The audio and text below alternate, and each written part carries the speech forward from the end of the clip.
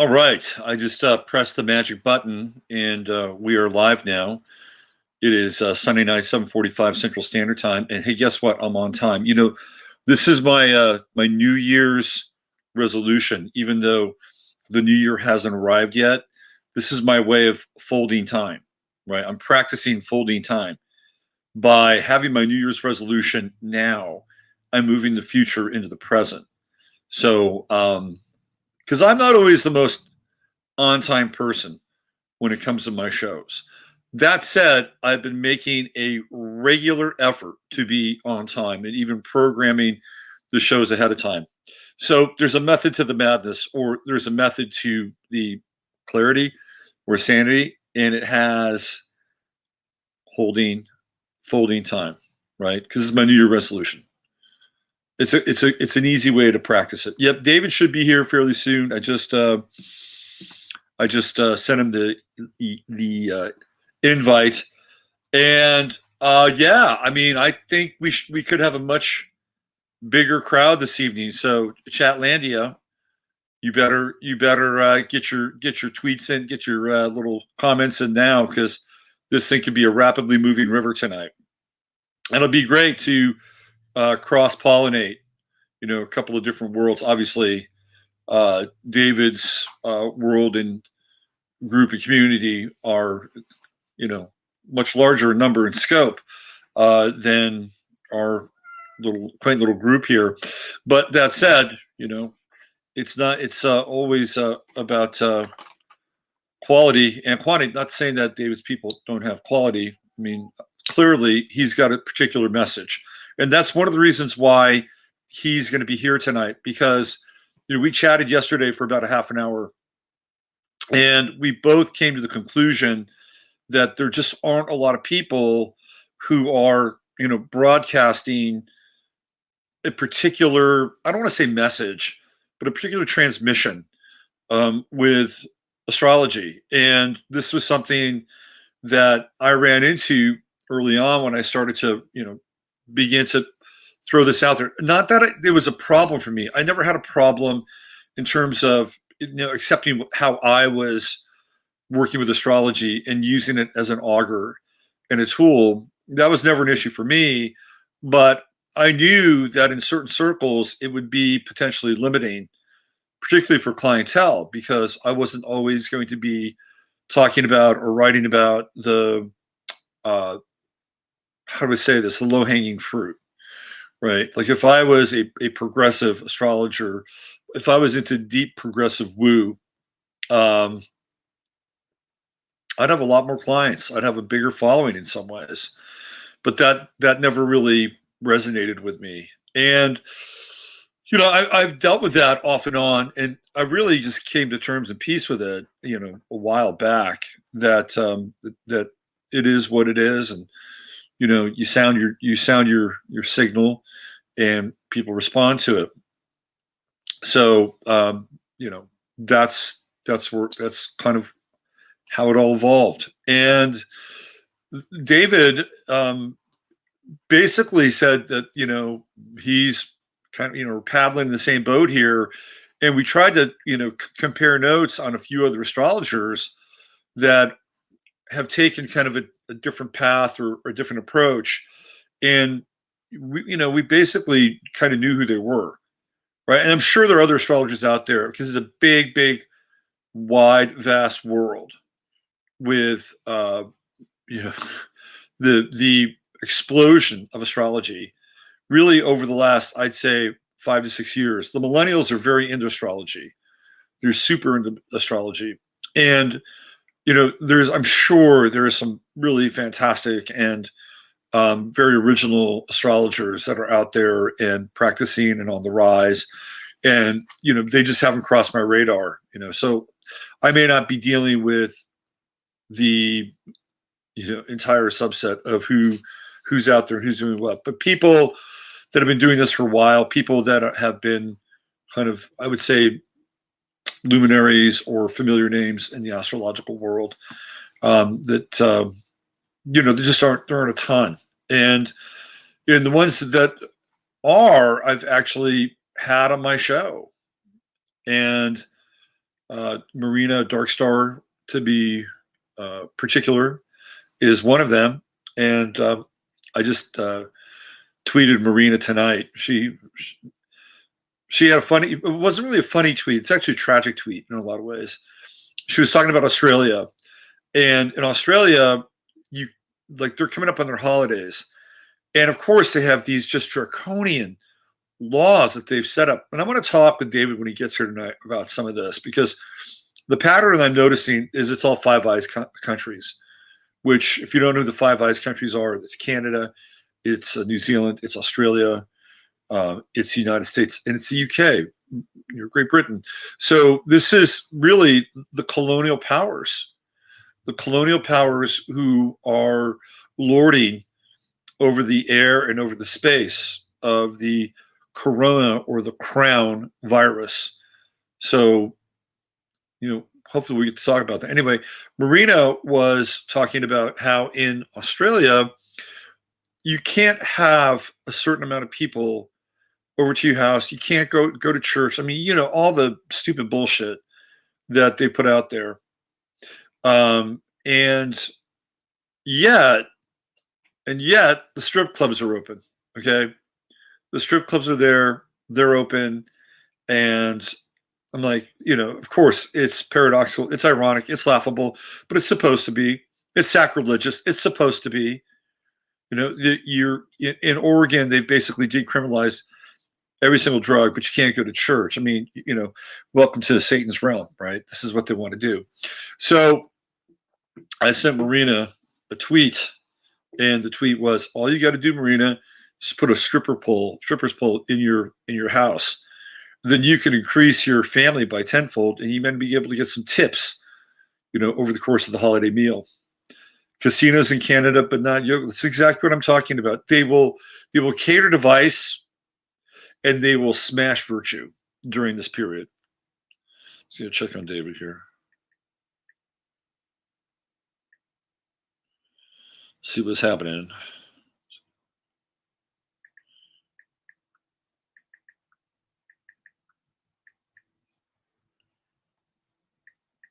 Right.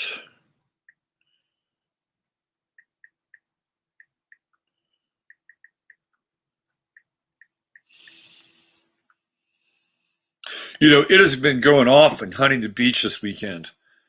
There have been tons of rallies and tons of people out on the streets, honking their horns and waving their flags. And Huntington Beach is really at the tip of the spear on the resistance on the West Coast to the absolute and utter tyranny that has befallen Western civilization.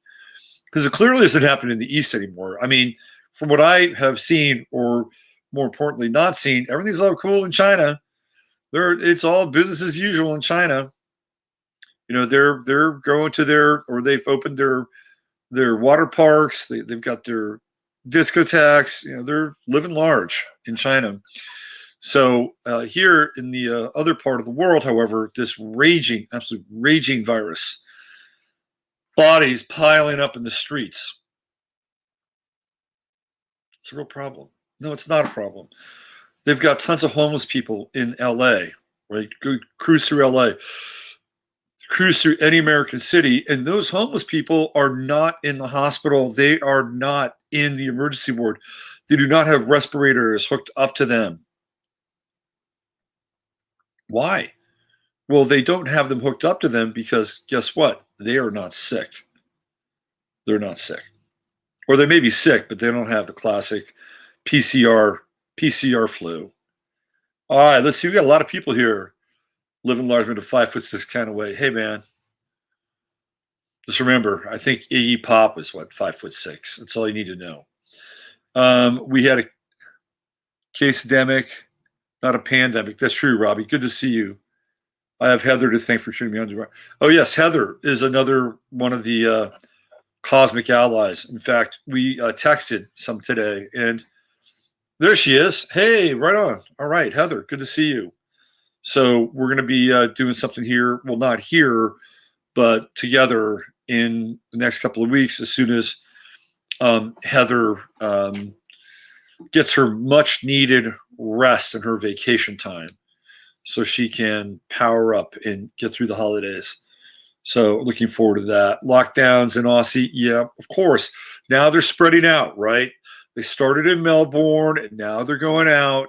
It's like, okay, we learned all we needed to learn from what happened in Melbourne. Now we're going to apply the model into the other parts of Australia, the other states of Australia. And why is it that all these PMs in Australia all look like they came off of the same fucking conveyor belt?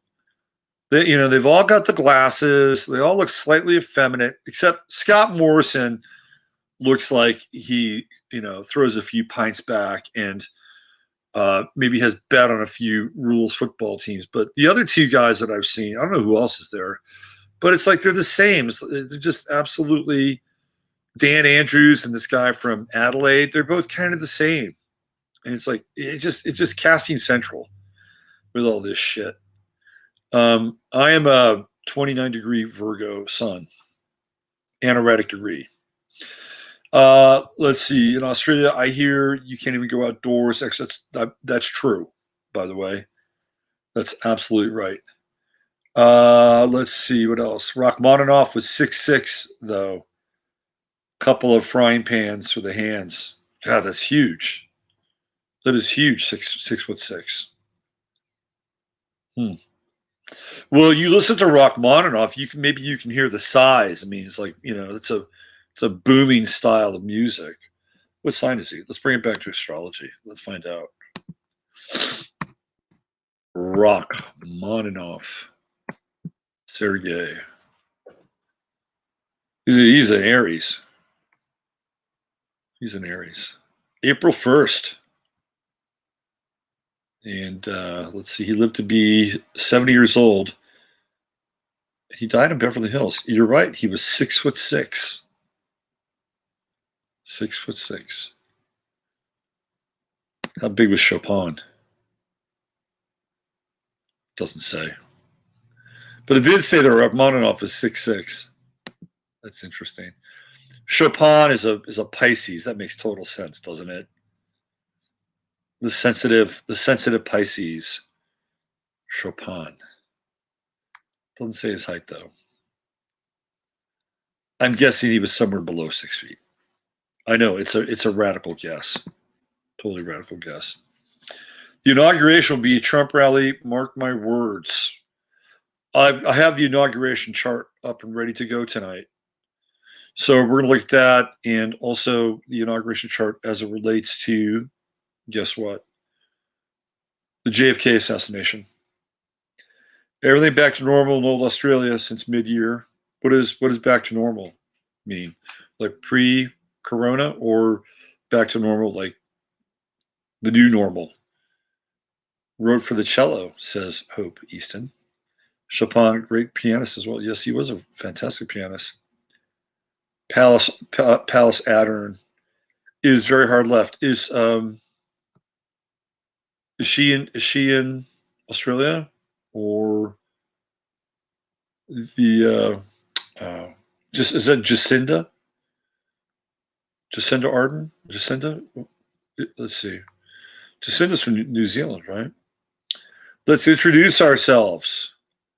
Ready, go. Cancer, Leo, Pisces. There you go. Cancer, Leo, Pisces. Tee it up, people. All right. Almost back to normal. My God. That's awesome. Well, for now, they seem to like to throttle this thing, right? They're into throttling. Throttle. Lockdown, lift up. Lockdown, lift up. Lockdown, lift up. That's part of the conditioning, by the way.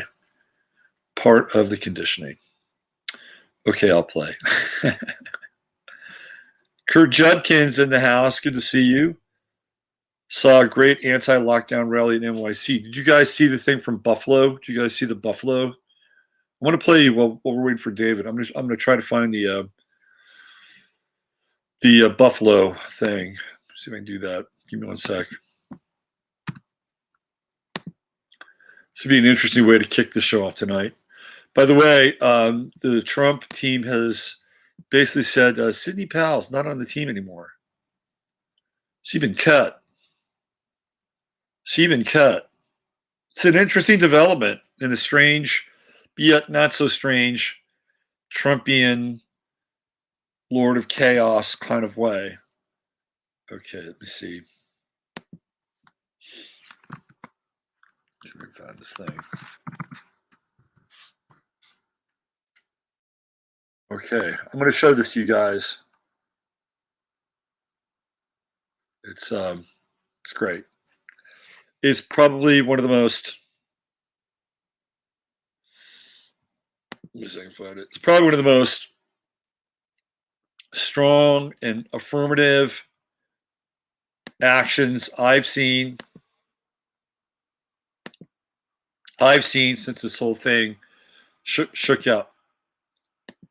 Now, one of the things that I wanted to say before I play this and tee this whole thing up is that when Trump was running for office in 2016, that that sideshow, the carnival known as the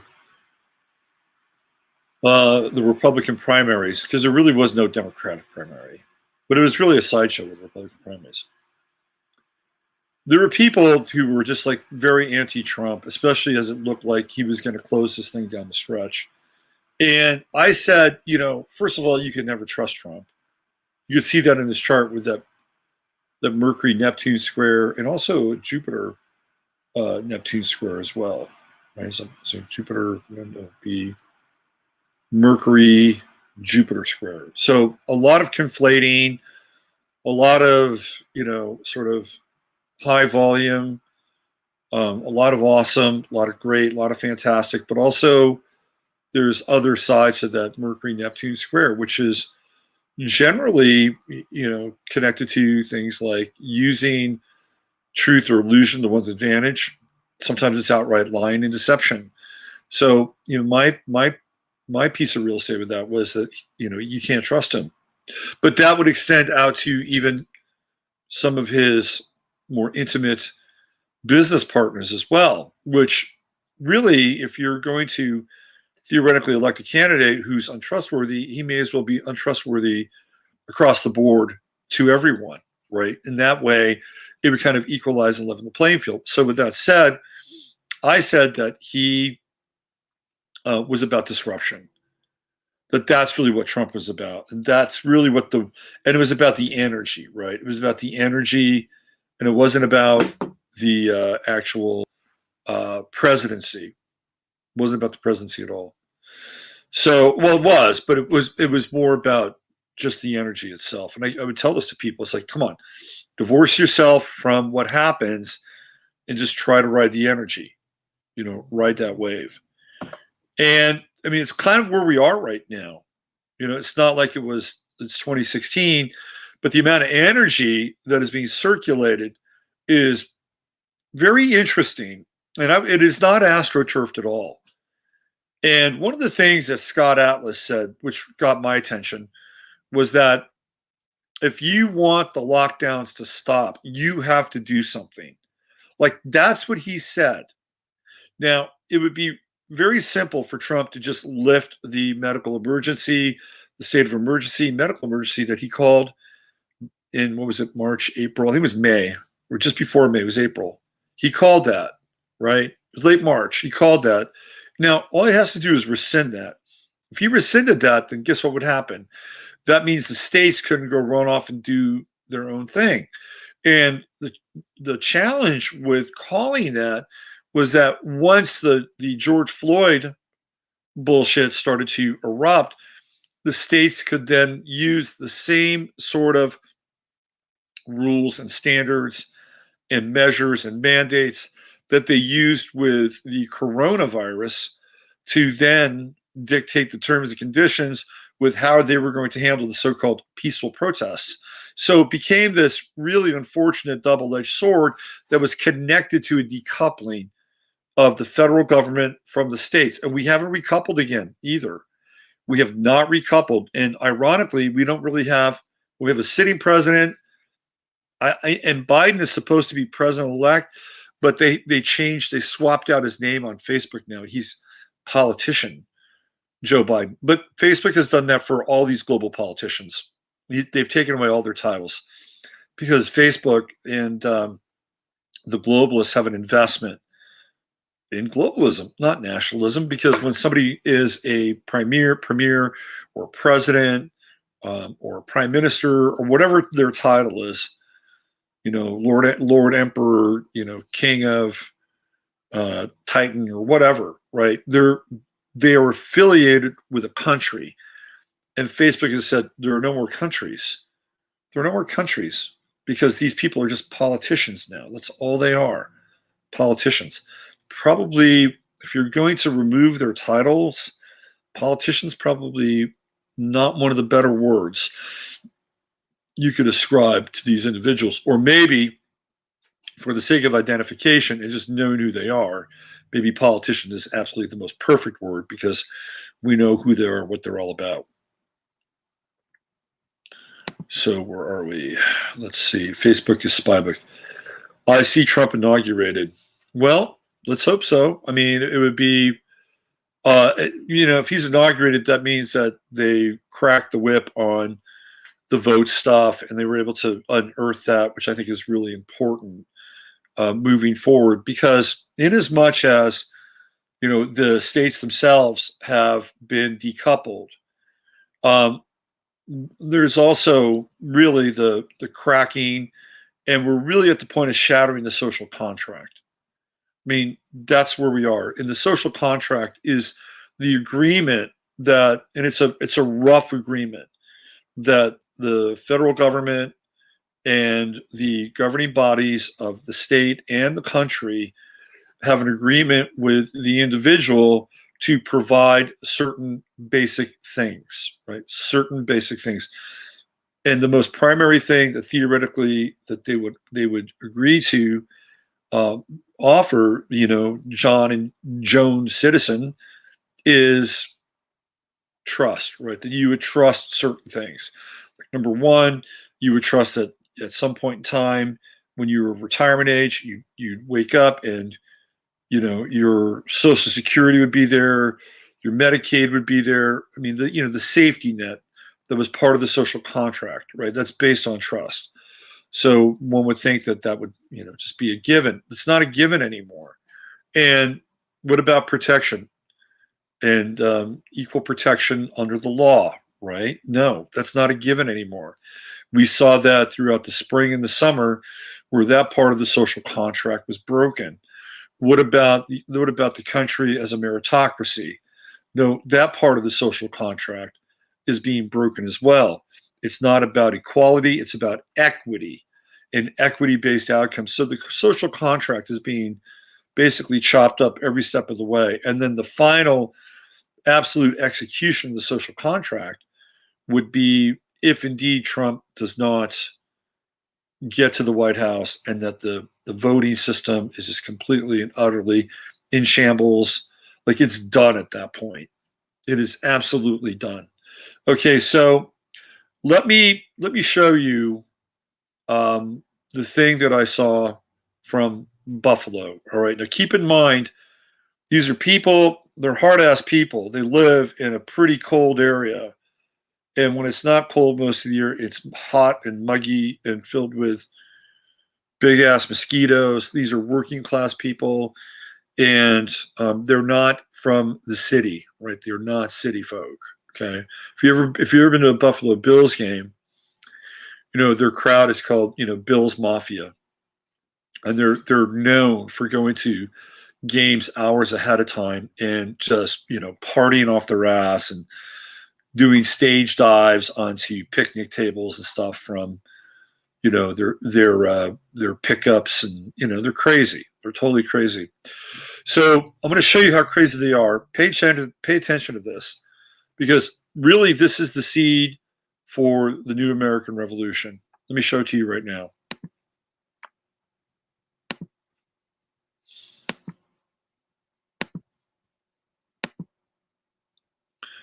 All right, I'm going to set the stage for you. This is a business in Buffalo, and we have, of course, the health frau here, and then you have this guy, and listen to his accent. He is actually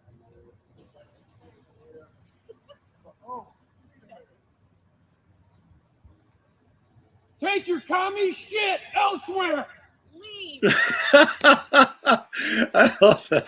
Take your commie shit elsewhere. Okay, where did they find this sheriff? Okay, where did they get this guy? Where is he?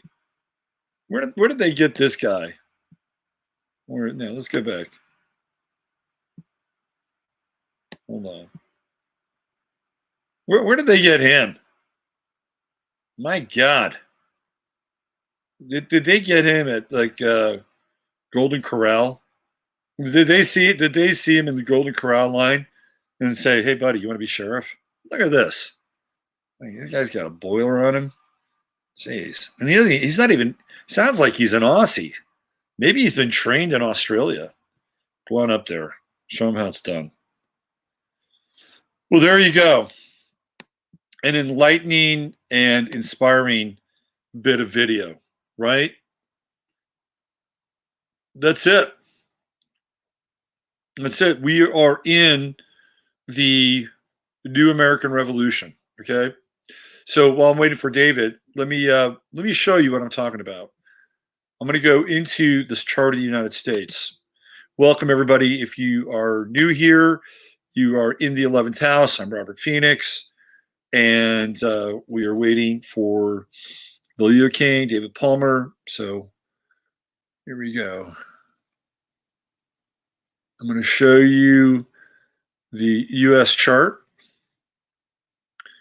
and I'm going to help you understand the significance of where we're at here. Let me do this. Yep. Okay. Very good. Very, very good. All right.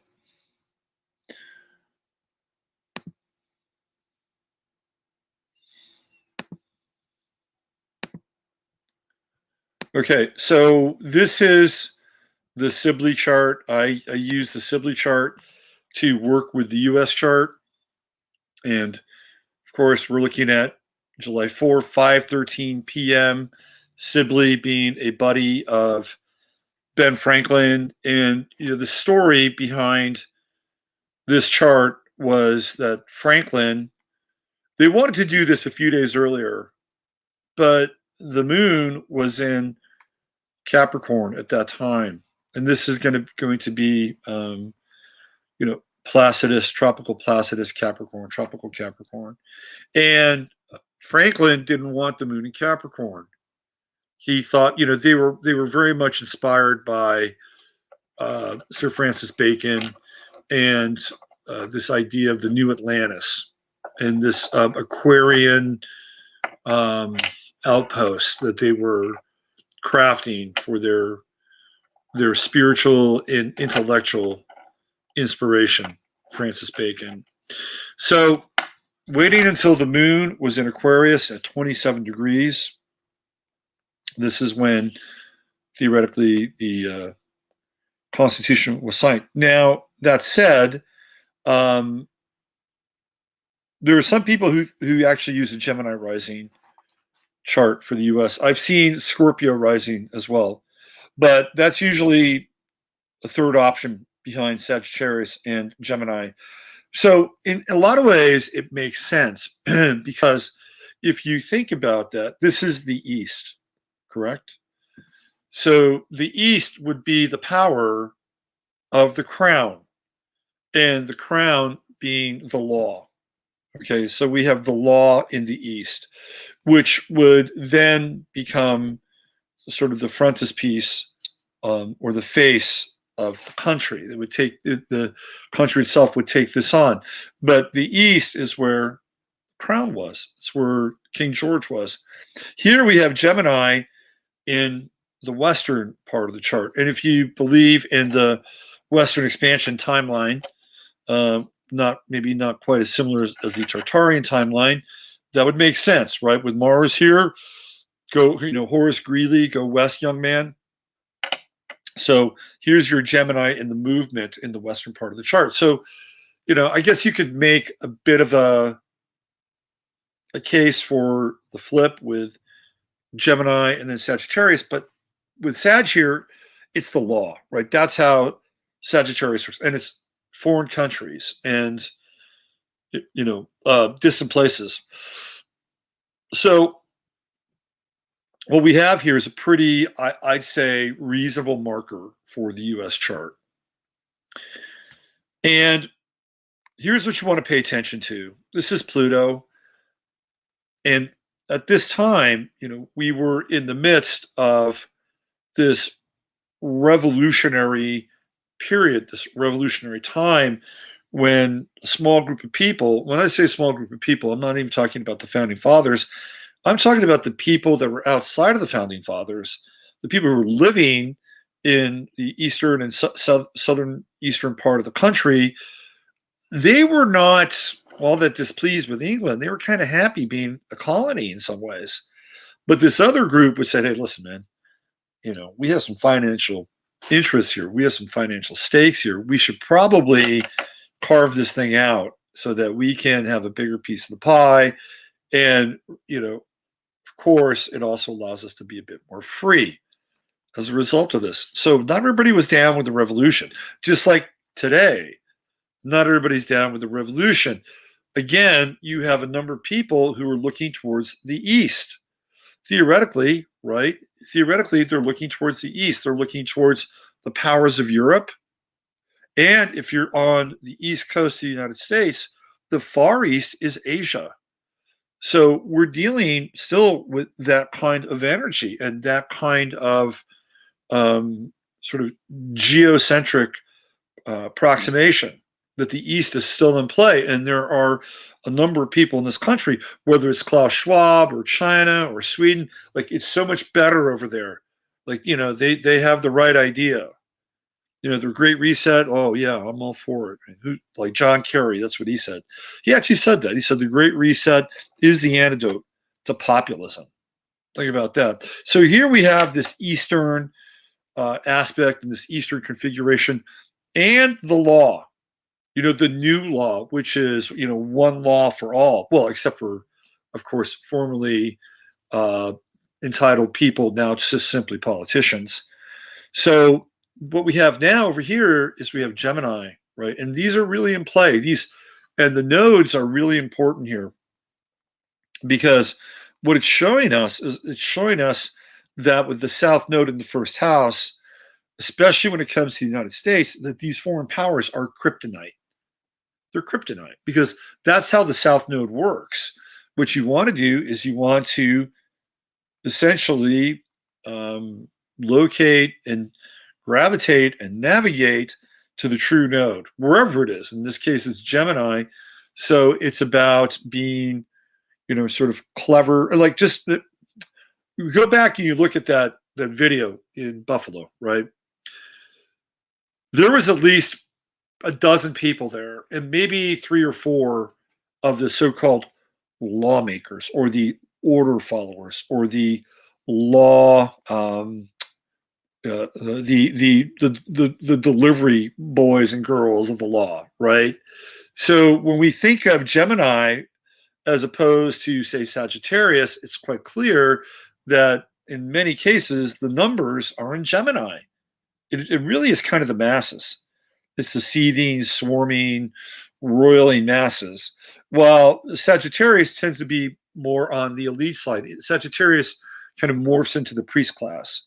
You have philosophers, you have judges, you have university professors, right? I mean, it's a concentration of intellectual and philosophic power.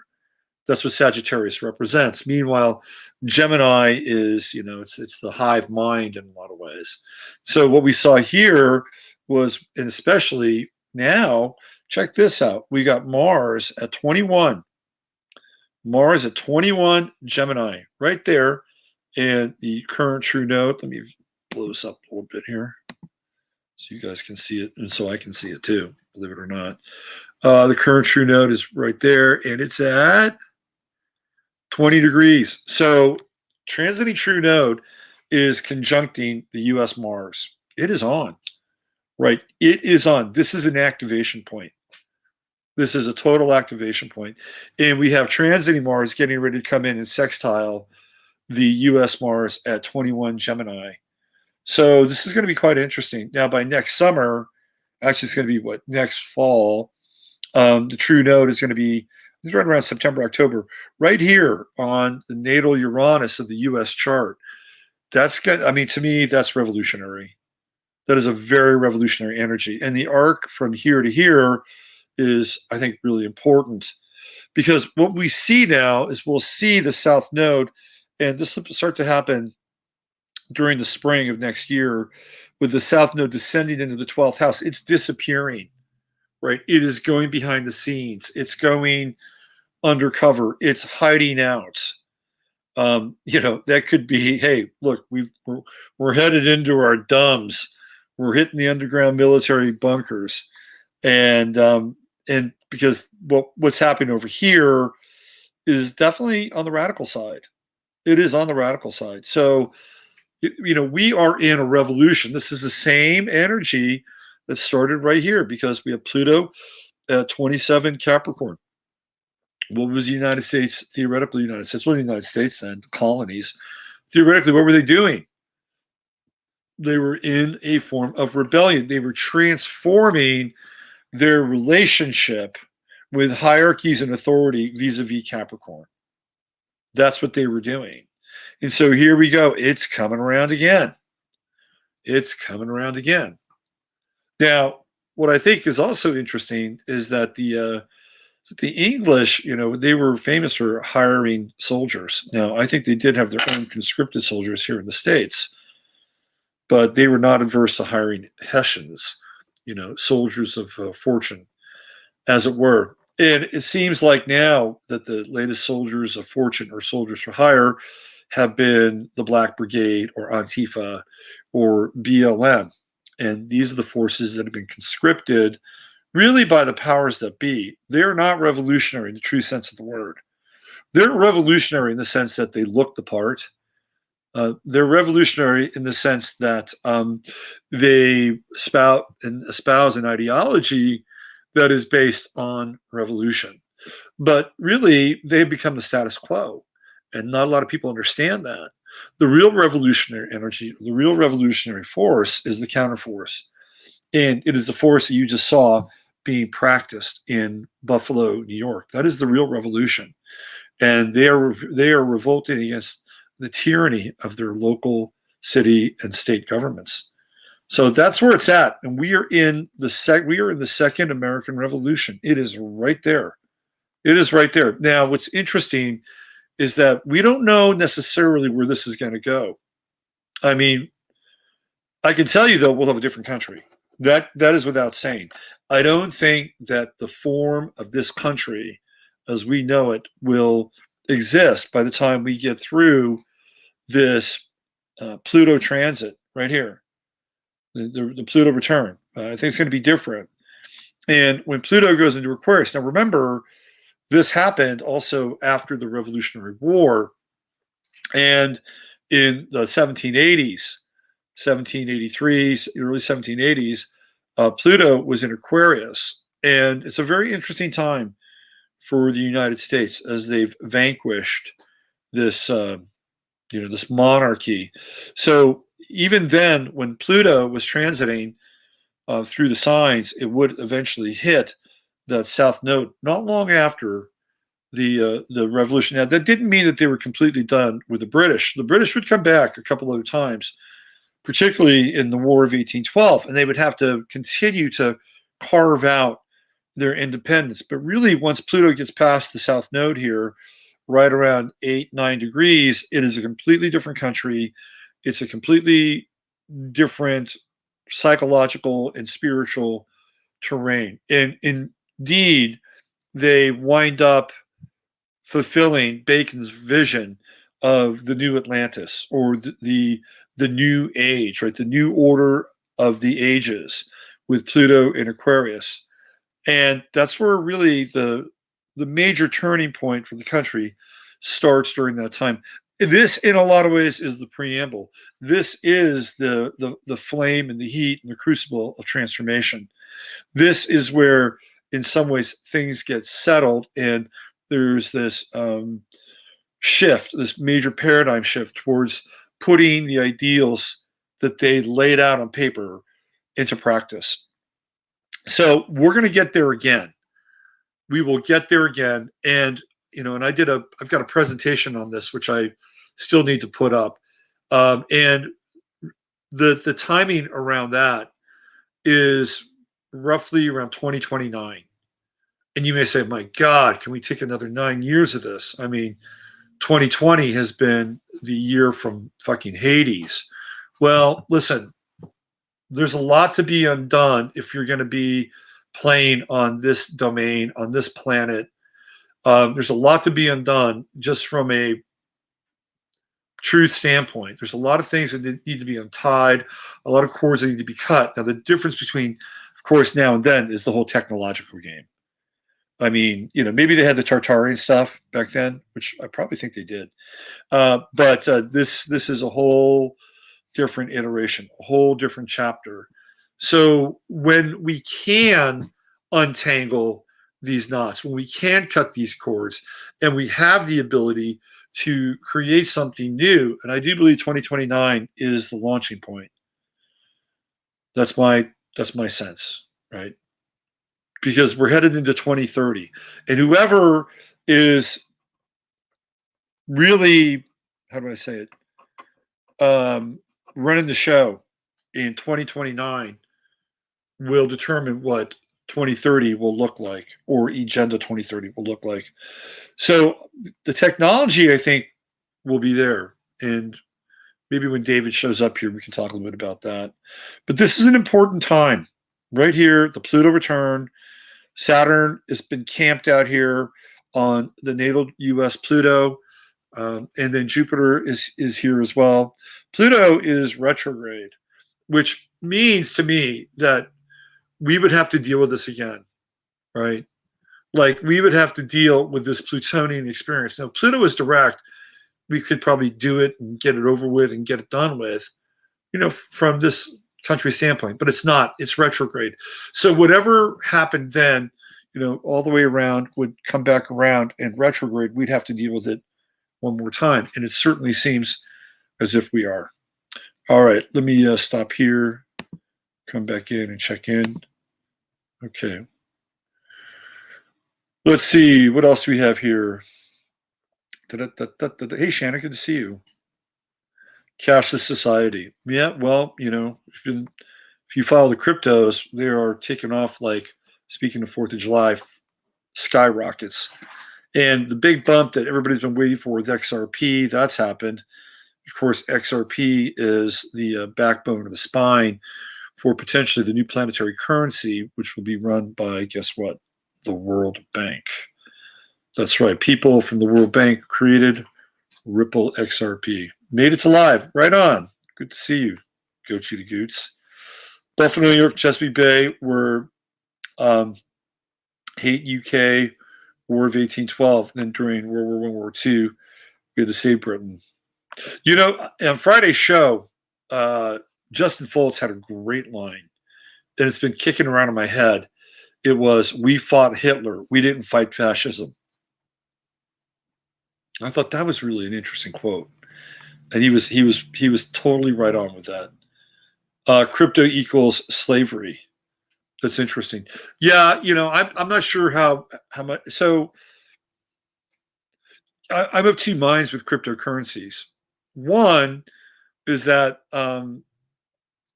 if there's going to be cryptocurrencies, then I think they should be localized. Like your town or your county should have its own cryptocurrency. Why not? Right? Why not have your own cryptocurrency? Why not have your own blockchain? And then figure out how you're going to use that blockchain and interface with the physical world, and why, somebody wants your token or whatever. But I feel like, that there could be some positive potential for the whole blockchain thing. But that said, what happens if the power goes out? Your blockchain is fucked. You could be a trillionaire cryptocurrency, and the power could go out. They could power everything down. Who knows what they're going to do with your crypto account? They could go in, probably backdoor it. Next thing you know, the power goes back on. You got nothing.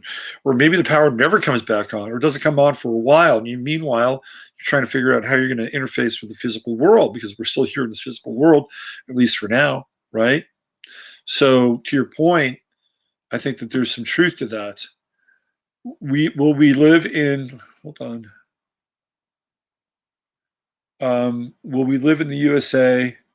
Will we in the USA face a mass silver unrest coming up? Yes, absolutely. You can bank on it. It's coming because that's what I've been talking about. I've been talking about the Pluto return and the conditions that were in place prior to the quote unquote American Revolution. Yes. If you think that everybody's just going to, sort of accept whatever's happened, let's say for instance, Joe Biden and Harris wind up getting into the presidency. I mean, after all the Sturm and Drang and after all these people who have scoured social media to find proof, which is there and pretty visible, by the way, to find proof of just how bad and what a sham this election is. Do you think those people will accept the results? No. The answer is no. And I'll tell you why. And this really gets into, maybe sort of the devilish details around the plan. Let's say, for instance, the Democrats ran Bernie Sanders, who's a total populist candidate, but populist in a different way than Trump. Okay, so would it be out of the beyond possibility that Sanders could somehow engineer a major comeback in the middle of the night like that? Well, I think people would be more apt to think that that might be true based on the fact that Sanders has a very popular and very active base. Meanwhile, Joe Biden couldn't get more than 100 people to his events. And if they were in cars that were empty or in bizarre little circles. It's the whole thing was in a lot of ways a real setup too, right? It's a total setup because now you look at that, now you can't even you can't even begin to contemplate the fact that the results might be fair and square. And it's because of who Biden is, what he was, how he performed on the election circuit. It just doesn't compute, right? It doesn't compute. So therefore, it actually adds to this piece of invalidation. Like I said, if Bernie Sanders had run, maybe some people could say, well, he must have gotten a lot of support because if Sanders had rallies, he would have thousands of people. Maybe not as vocal as Trump or many as Trump, but maybe as vocal, maybe not as many, but close. It'd be close. If Bernie Sanders had run in 2016, he would have given Donald Trump a major run for his money.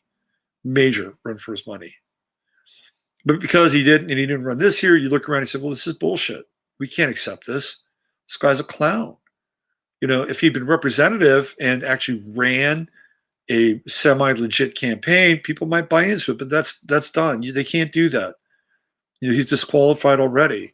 And then you compare him to what was going on with Trump in the final month. My God, I mean, Trump comes back from the 3.5 day, corona,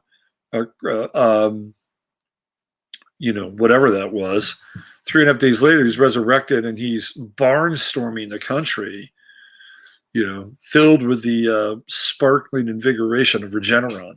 So that's why it's not, people won't accept it.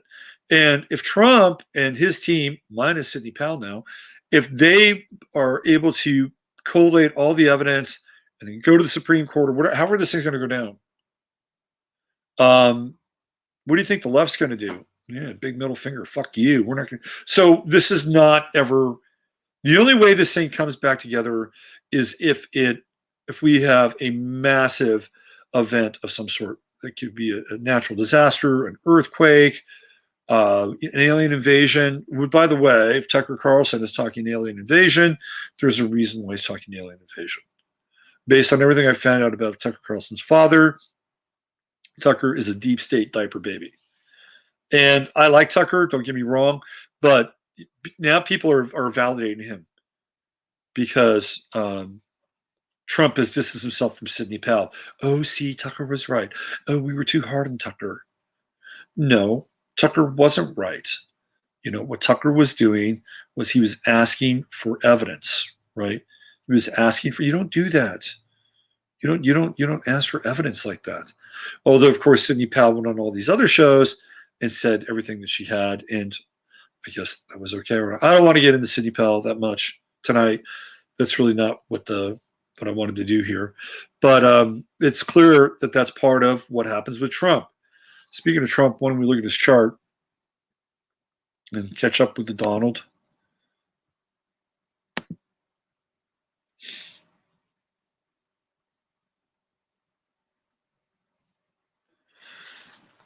Let's see, where is he?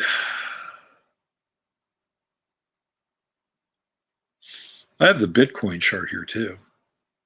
We can look at that if you guys are into the crypto stuff. All right, come on, Trump. Where are you? There he is. Okay.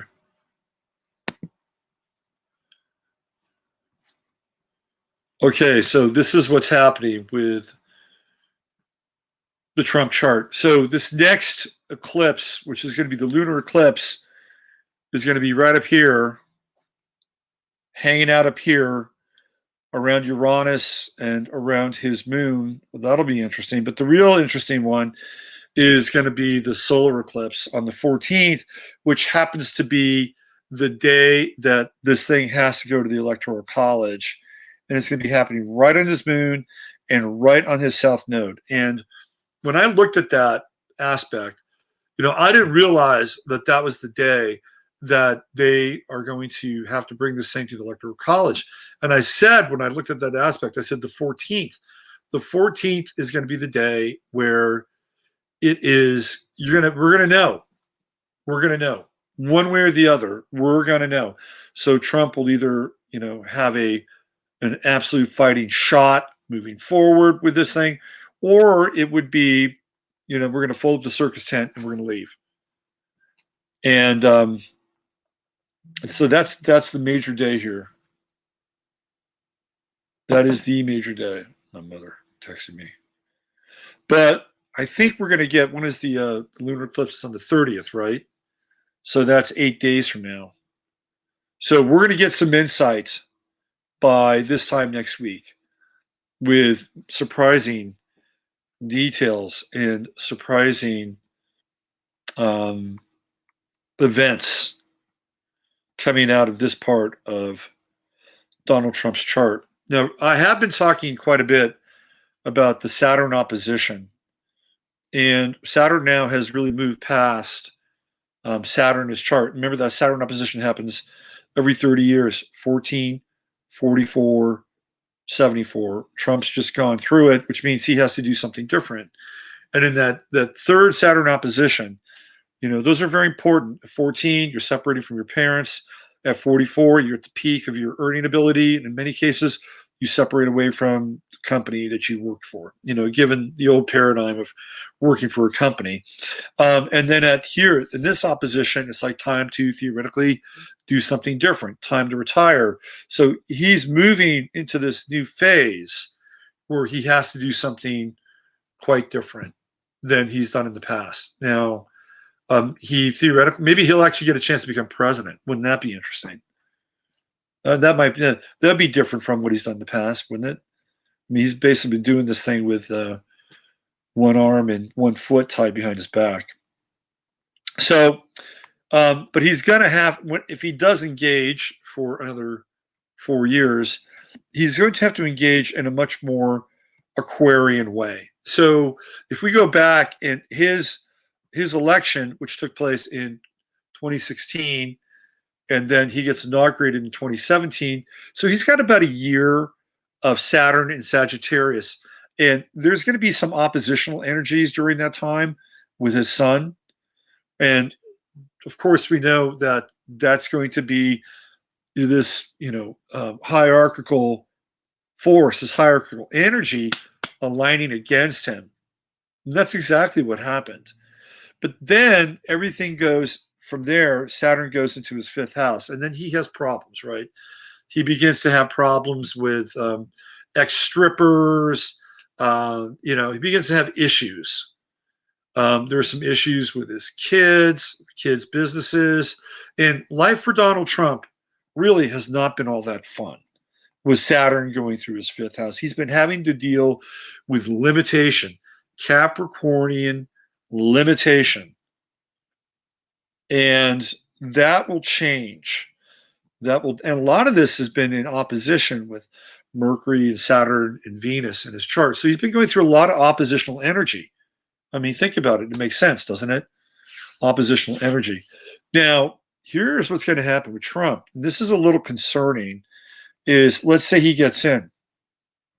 We've got Saturn going into his 6th house in Aquarius, which for all intents, and purposes, could be good, like an Aquarian working, right? He could be more open and more kind of hope. That said, he's got to go through the Saturn-Pluto opposition.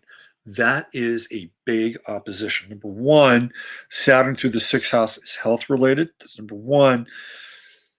And number two, anytime you get into a Saturn-Pluto opposition, especially with Pluto in the 12th house and Saturn in the 6th house, where remember, we leave the chart in the 12th house. With Saturn in the 6th house, there's pressure being asserted over here. Pluto, the planet of death, right here in the 12th house. Now, a lot of you know that there are, at the last time, every time we have the Jupiter-Saturn conjunction, the super conjunction, guess what happens? A president is either assassinated or there was an assassination attempt. And that's happened. The last one was with, I believe it was Ronald Reagan, right? And before Ronald Reagan, it was Jerry Ford. And then before Jerry Ford, it was John F. Kennedy. So you keep that in mind with these super conjunctions. And, it's going to be over here. So I think that this is actually, as Steve Crimmy talked about one day, the Chapel Perilous. And this really doesn't clear this opposition really until 2021, because he's going to have 2 goes at this thing, right? Saturn gets up to 13 degrees in 2021. It's very fast. It's very, very fast. So is Jupiter, by the way. Jupiter goes into Pisces this year, and Saturn goes 13 degrees. It's almost halfway through its transit at the beginning of the year, from essentially December 21st through, June, like really fast. And then it goes back to, I think, 6. So it's going to come back again. So he's going to have one more, oppositional transit during that time. So even here, he's not quite out of the woods once it goes retrograde. It's because it's going to come back again, and then it's going to move forward. And I think that is the last opposition to Saturn and Pluto. He gets through that, and the end of the Saturn transit is opposing Mars here. And, that's another very heavy oppositional energy.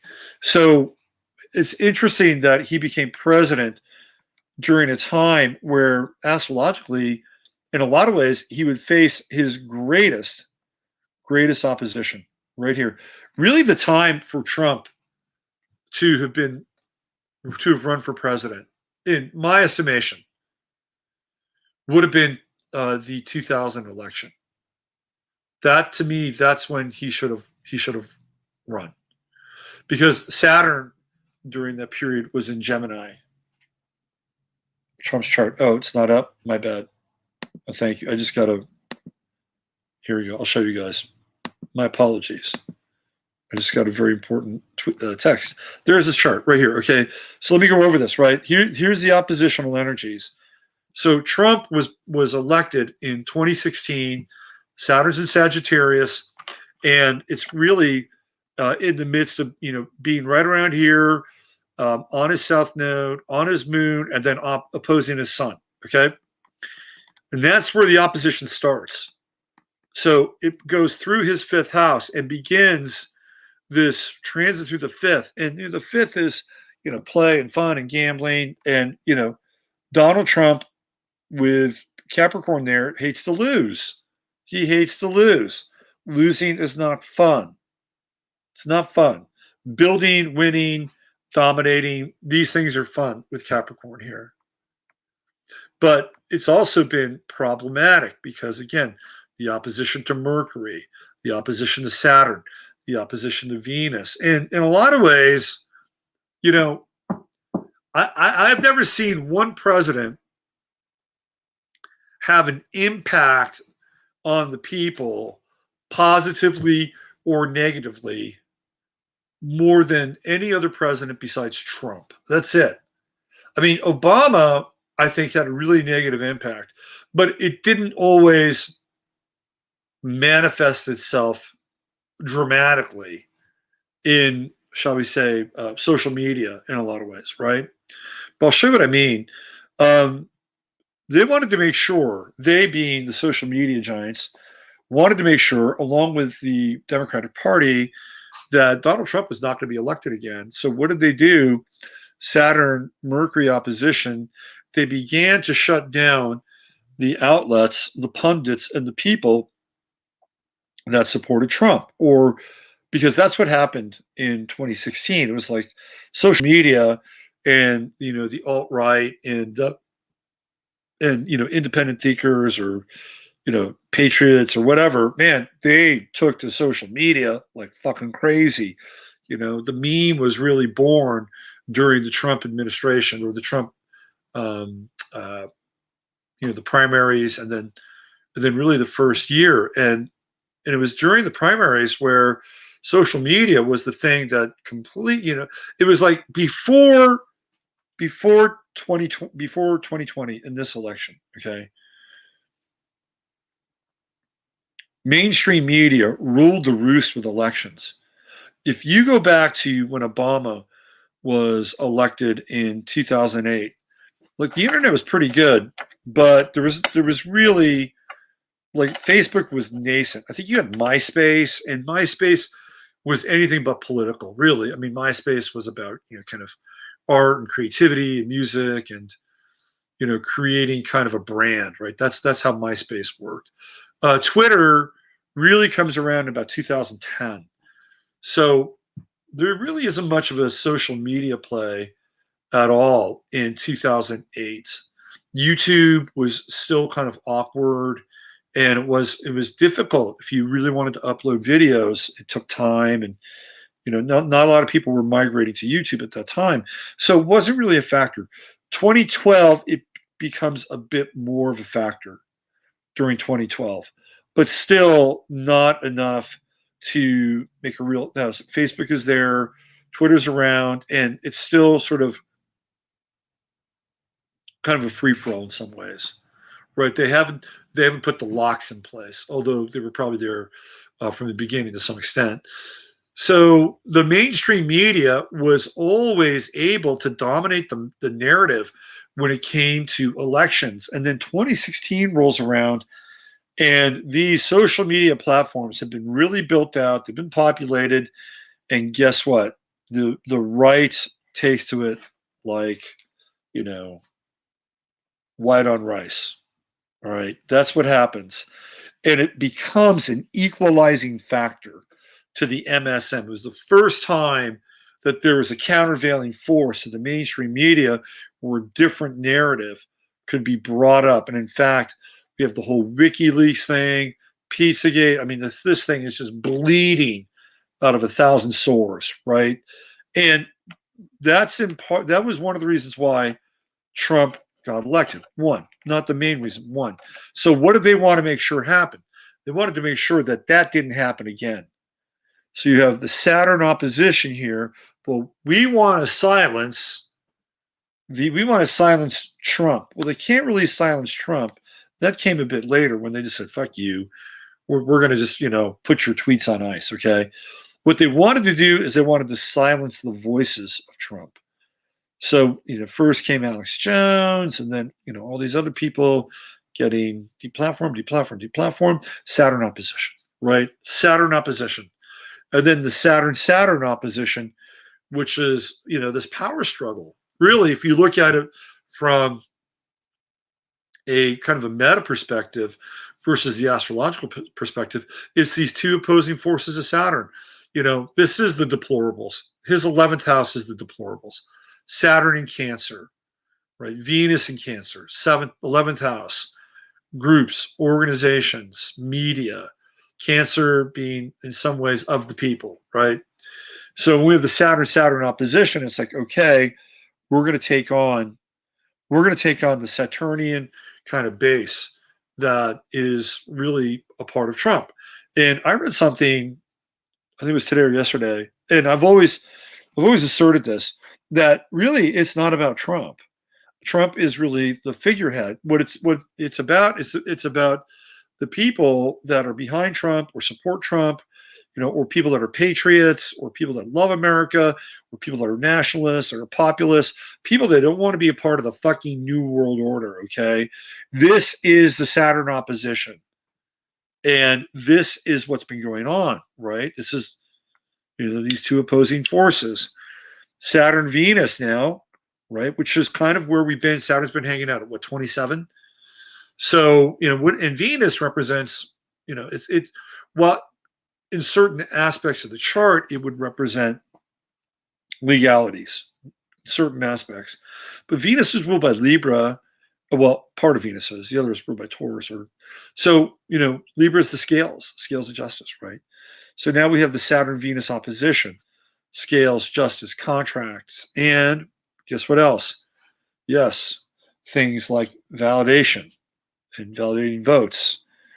All those things. So this is what's been going on. It's all been oppositional energy.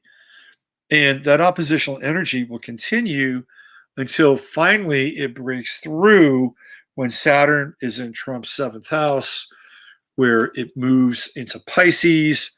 And finally, for at least 3 years, we have a kind of an oppositional free zone. That said, he's still going to be going through these T-squares, ultimately with Saturn Moon, Saturn Uranus. So again, I think the time for him to have run for president was 2020. Because at that time, Saturn would have been on his side. It would have been going through Gemini, and I'll show you, conjuncting Uranus, true node, Sun, and coming through and conjuncting all these planets, right? This would be essentially 3 years, another 3 years, so it'd be 6. And then, maybe he would get it to here where he might do a 2-term president, conjunction of Pluto, right? It's over and done. Comes back through here. Saturn hits the ascendant, hits Mars, and he's got a new thing in life, right? He's got a new purpose. He's been kind of reborn through this phase and this series of conjunctions. Now it's all been about opposing energy. So instead of Saturn literally being on his side, Saturn has been opposed, all these planets. But guess what? He's got Mars on the ascendant. The guy rules with conflict. So there's your Trump primer. I think, again, we'll know by the time we hit this, the solar eclipse on the 14th. It's right there. Boom. It's also when they send the Electoral College to work. Okay, there's your Trump update. Let's see where we are. All right. So apparently, let's see what we got. See if David is, he might think that it might have been, because he's in California, so he might think it would be 7:45 California time, where it's really 5:45 California time. So I guess I have to hang out here for another, let's see, another 45 minutes. I hope, for everybody who came here for Mr. Leo King, I hope I've been somewhat entertaining and enlightening, while we're waiting for him to show up here. Trump is Goldstein in 1984. He'll always be treated as the boogeyman, and his values that are good will be seen as evil. I think that's his Sun Uranus conjunction in a lot of ways. Absolutely. Oh, holy cow. Call him. Should I call him? I'll give him a call. Let's see.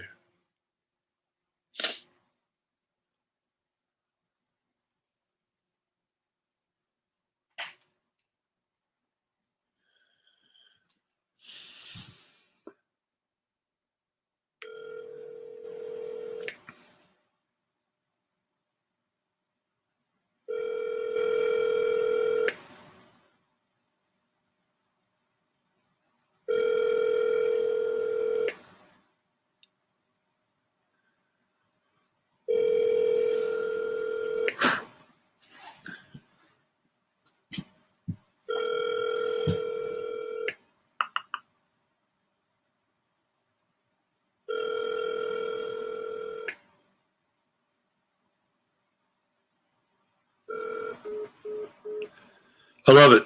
It's an old school dial, right? No answering machine. You gotta love it. Okay, so let's carry on and carry on. All right, so this is the anniversary of JFK's death. I think what is it? Let's see, 63. Let's see, so 63 would be 58 years. This is the 58th anniversary of JFK's death. I'll tell you what I'm going to do. I'm going to go through a few charts, and if David doesn't show up here in about 45 minutes, then or half an hour, I'll tell you what I'm going to do, because I'm not going to go till like 10 o'clock tonight. I'll probably go to about 9:45, and what I'm going to do is I may open the lines, I may open the phone lines, and you guys can call in like we did on election night. I think that'd be kind of cool. Take a few calls. How does that sound? So I'll answer your questions astrologically or otherwise. We can wrap or bullshit. Okay, so let's bring up the JFK chart.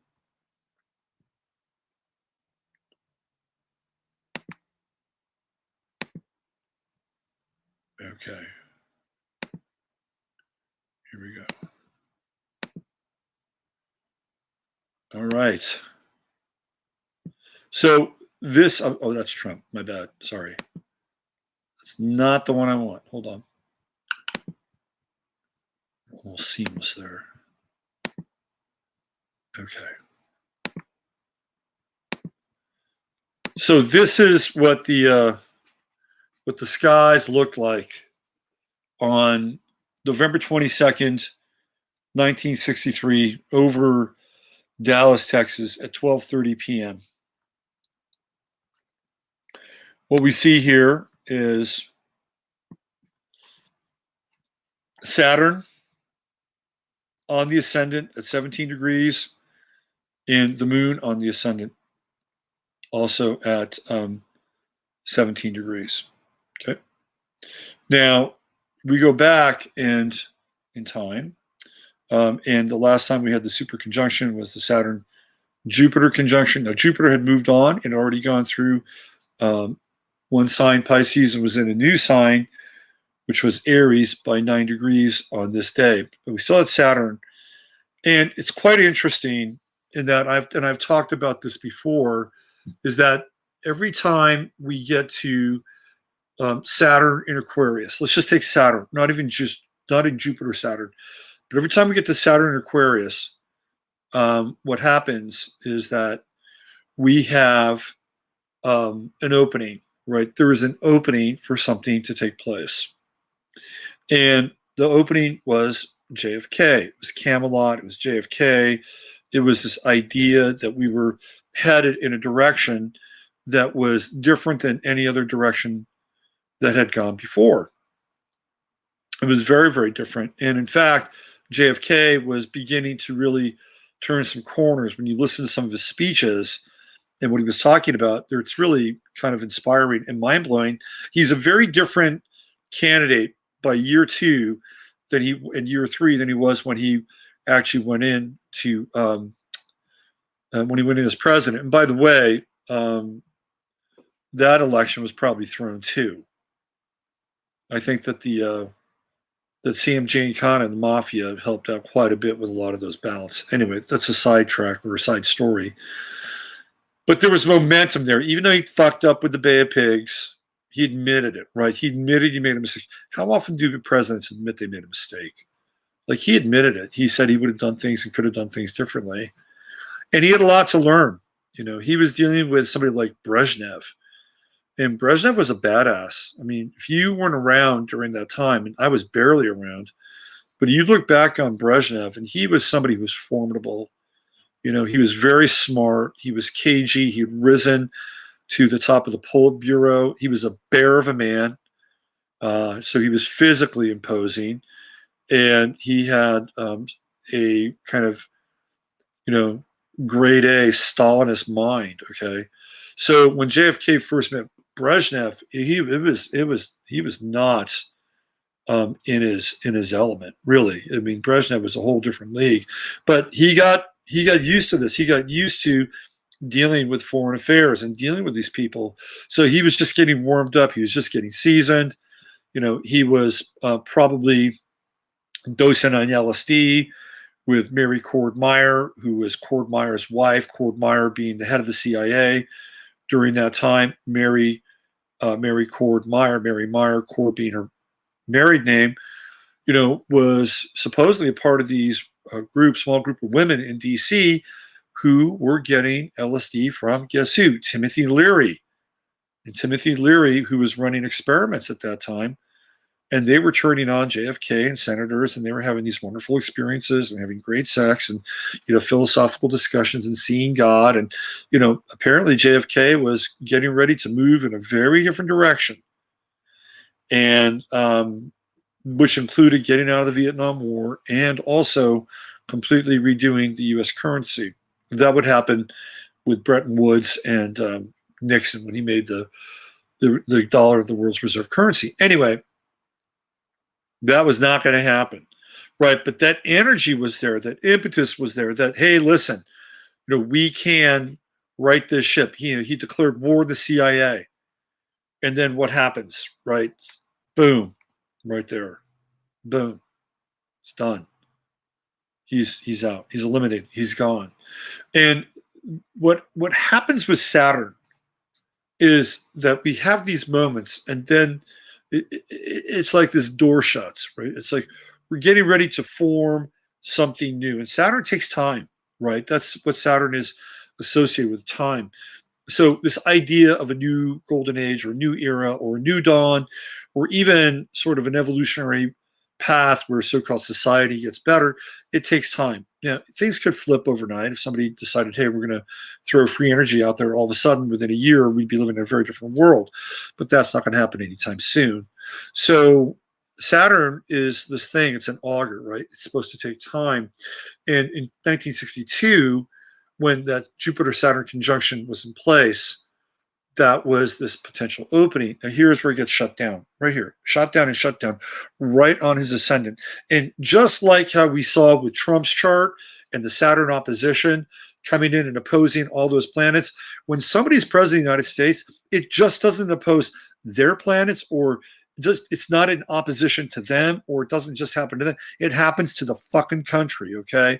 Why? Because that person is at the pyramid, right? It's at the apex. Whether you like it or not, whether you're down with it or not, you believe it or not, that person's at the apex in the pyramid at the top of it, right? It's at the top. So when this happened, it was literally shutting down this access to whatever Kennedy was building prior to this time. Done, gone, see ya, sayonara, goodbye.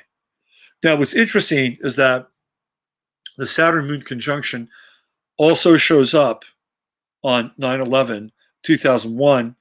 That time, however, Saturn and the Moon are in the sign of Gemini.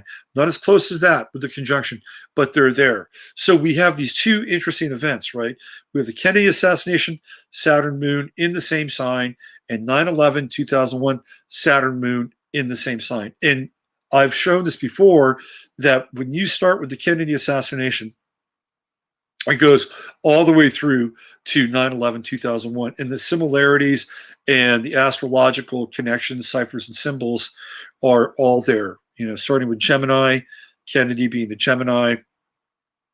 And then, there's the buzz, right? The scuttlebutt that George Bush was running that operation in Dallas for the CIA, because he was basically the Dallas chief, where he was running that part of the CIA, or that division of the CIA. Even though the CIA itself should not be running domestic operations, they do have offices in different parts of the country, and that's where George Bush was, right? Mr. Texas.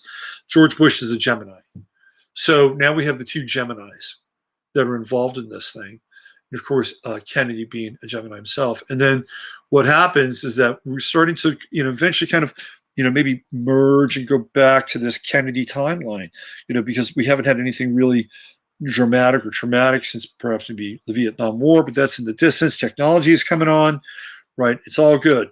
It's all good. People are starting to, kind of get into this interesting groove, interesting vibe, and then bang, 9/11 happens. So what happens in 9/11? Well, we have Gemini again, the Twin Towers, right? So it is essentially esoteric magic. It is the collapse of duality, and they're going to rebuild the collapsed duality into one edifice, one structure, one spire. So this is what happens: the collapse and then rebuilding out of chaos, right? Chaos, order. Okay, and so that's Gemini. That's number one. Those two towers are Gemini, the twins. And then who is the president on watch? It's George W. Bush. So we have the two Georges. George and George. Who owned the building? Larry Silverstein. What sign was Larry Silverstein? Gemini. Who was the mayor of New York during that time? Rudy Giuliani. What side is Rudy Giuliani? Gemini.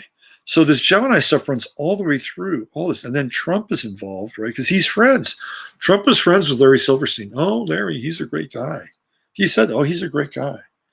So Trump knows about 9/11. He knows what happened. He's no dummy. So Trump becomes this, this key in this whole kind of Gemini thing, from Kennedy to Trump, the whole Gemini. And then in the background, you've got JFK Jr. supposedly hanging around Trump, and sort of, who's like that Vincent Fusca guy, or whatever that guy's name is. I don't know if that's him or not, but you know what I'm saying? So now we've got the second Kennedy. We've got John Jr. and this whole kind of Gemini story, this Gemini narrative, and this Gemini theme.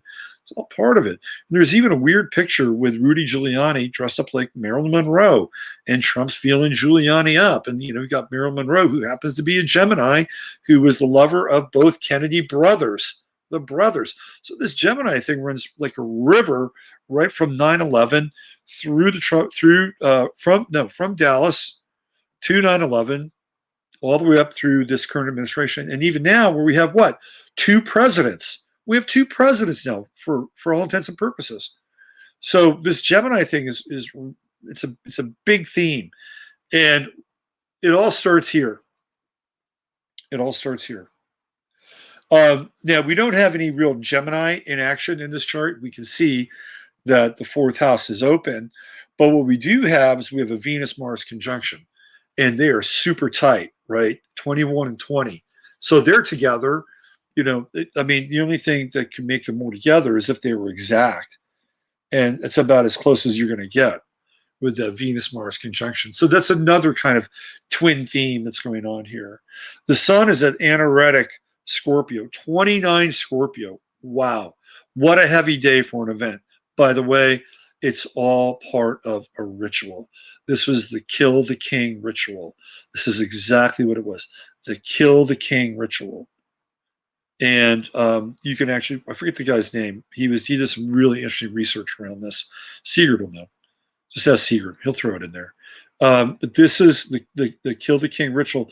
And at 29 Scorpio, that anaretic degree, it's something that we've lived with ever since, right? It's not like it was 27 or 28 Scorpio. It wasn't like it was zero such, 29 Scorpio. And we really, in some ways, haven't recovered from this. We haven't really recovered from it. And look at the sun. Take a look at the sun. It's about as singleton as you can get. A singleton is when there's no major aspects between one planet and another. The only thing that we have here is the quintile to the moon. That's it, right? That's the only thing. So this whole event is a mystery. It's a total mystery at 29 Scorpio, and it's a mystery to this very day. Now, the only way you can get into the mystery is by going through the moon. You have to use intuition. You have to use something that's beyond logic in order to understand it, right? So there you go. There's the JFK chart right there. So why don't we do this? I've never done this before. I haven't really looked. Well, I kind of know what it is, sort of. But let's look at the Sabian symbol for 29 Scorpio. You can't see the chart because I'm on my phone. Well, you can always go back and look. You can always go back and look. And because there's a lot of information here, right? Yeah, bifurcated. Okay, so let's look at I want to look at the Sabian symbol.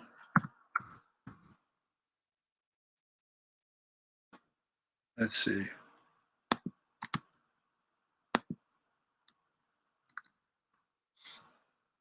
All right. So let's take a look at 29 Scorpio.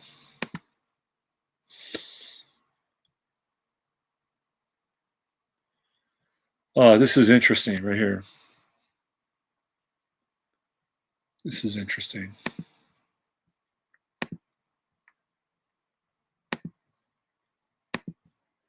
All right, so there we go. 29 Scorpio. An Indian squaw pleading to the chief for the lives of her children. Love as a principle of redemption. Wow. Here the soul is presented as a mother whose sons, her active energies, have become disruptive forces in the collective life of the tribe. She seeks to counteract the karma of their misdeeds through her love and implorations. The soul is responsive to the experience of unity, the spiritual king or chief. But the energies of human nature often funnel their self-seeking and divisive tendencies. This is the fourth symbol of the 48th sequence. It presents us with the value of prayer, the principle of wholeness in man, the soul, acts to offset or attenuate the dictates of karma. In a religious sense, Mary, the mother, is seen as the mediatrix in constant acts of intercession for the sake of waylaid individuals. That's a really interesting symbol for this event to occur on, because there's a sense of helplessness here, right? Like there's this grieving, this tension, this anxiety, this sense of feeling bereft, and placing the power of that moment into another person's hands, right? But interceding in some ways, trying to, or begging for intercession, to be saved from the horrible fate that awaits the children, right? So how I see this, or how I would interpret this, is that moment with Kennedy is a fall from grace. That's a fall from grace. That's when, the country's kind of lost for a while. And I don't think it really ever recovered, because Johnson ramps up, of course, the war on poverty. He also ramps up the Vietnam War, and it gets so bad that he can't even really run for re-election. And of course, he knows he's going to lose in the primaries to JFK's younger brother, Bobby. And he didn't want to run it. He hated Bobby Kennedy. He hated him more than he hated JFK. So he didn't want to run against him. So he pulled out. He knew he'd lose. And Johnson wasn't accustomed to losing. He's a prick. Total prick. Just from right up the road here, Johnson City. So what I wanted to do was I wanted to fire up the inauguration chart. And let's see. First of all, let's go back to election night before I do that. I'm going to go back to election night. And let's see what we got here. All right. So let's just review election night before we go to the inauguration chart. Here's election night. And the thing that we can see, again, we've got the moon in Gemini, conjunct the true node, 9/11. Remember, the moon was also in Gemini. Mercury was stationed during that time. There it is. It's stationed, and it's been and really, it's that. What is that degree? That's around 26. Those around 26 Libra. What is the Sabian symbol for that? Let's check that out.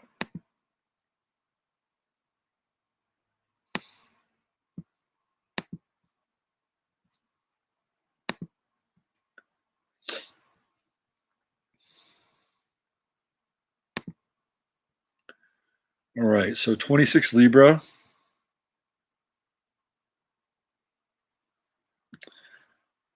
That's interesting. All right, I'll get back to that.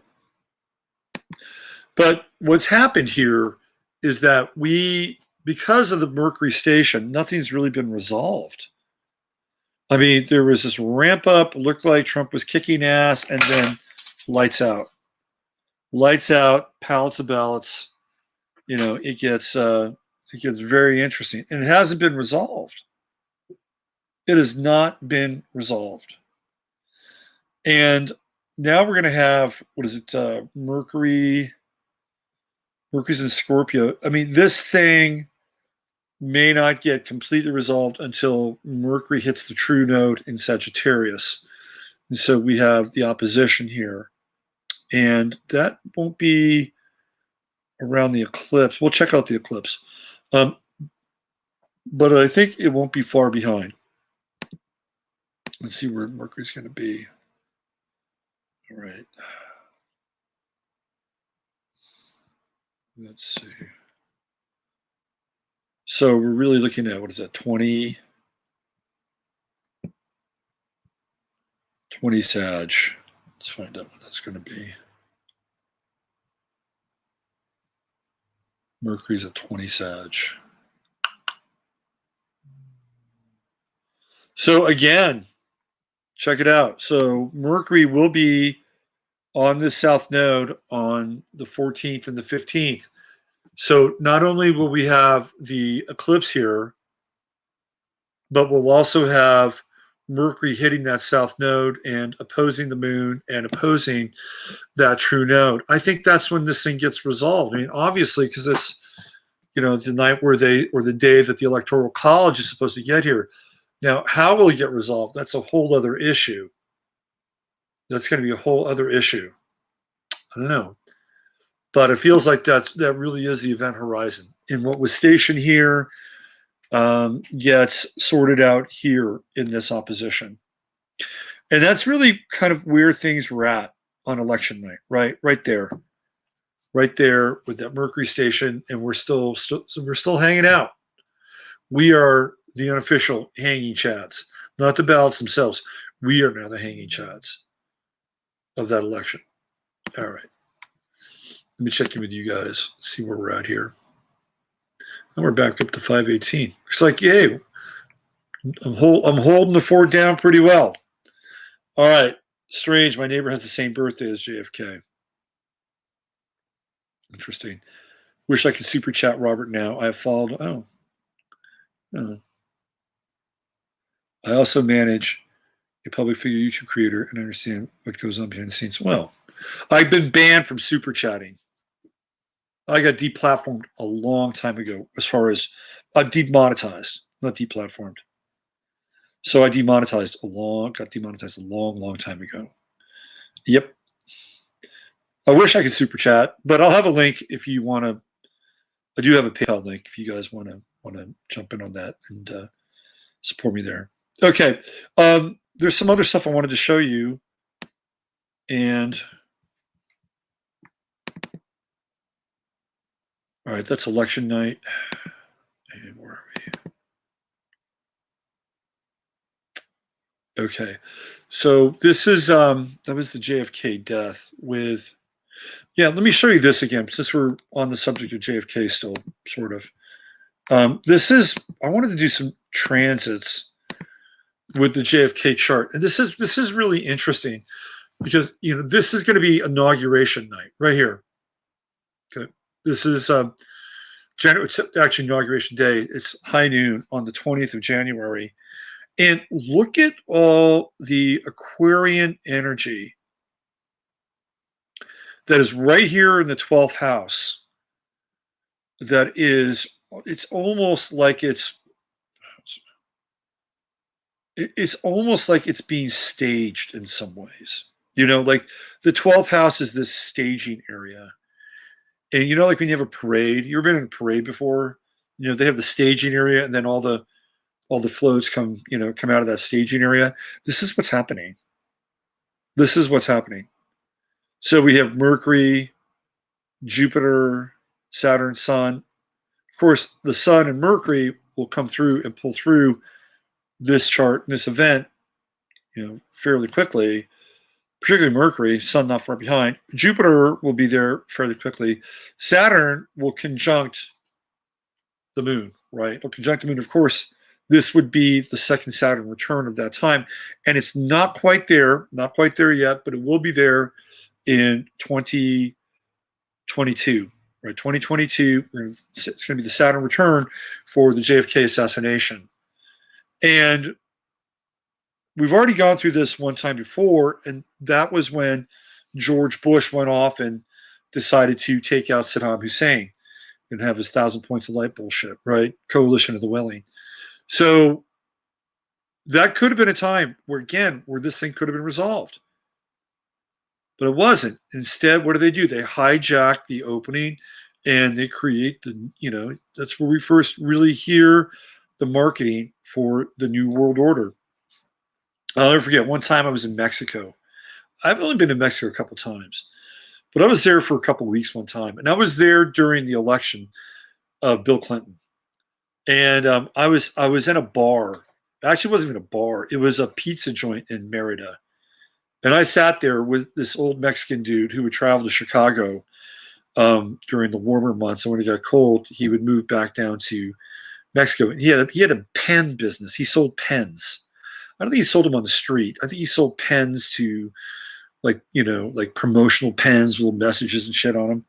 Anyway, he would come back down to Mexico, and he didn't speak a whole lot of English, and I didn't speak a whole lot of Spanish. But we sat there, we watched the election, and I must have had at least 7 or 8 beers, pizza. And I remember I hated George Bush. I didn't really care for Clinton. I hated Bush.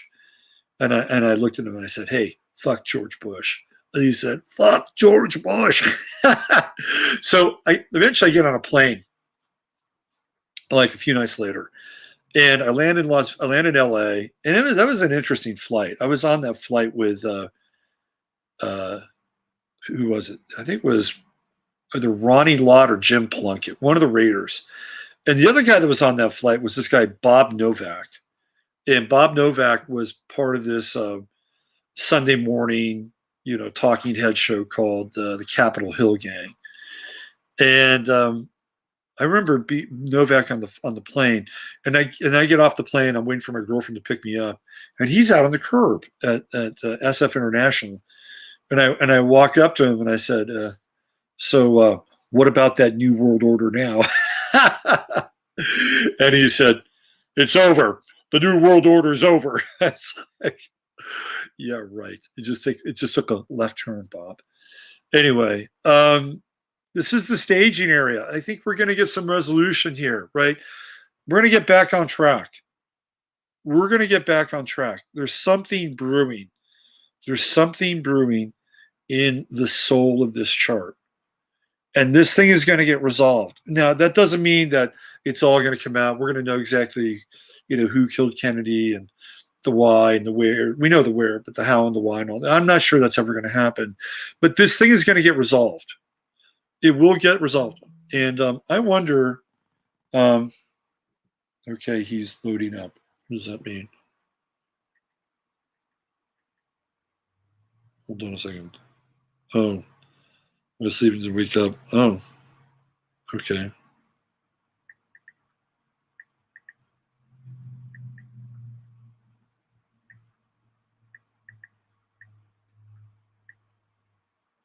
Okay, so apparently he fell asleep and didn't have his alarm set. So anyway, I think we're going to resolve this thing. That's what it feels like.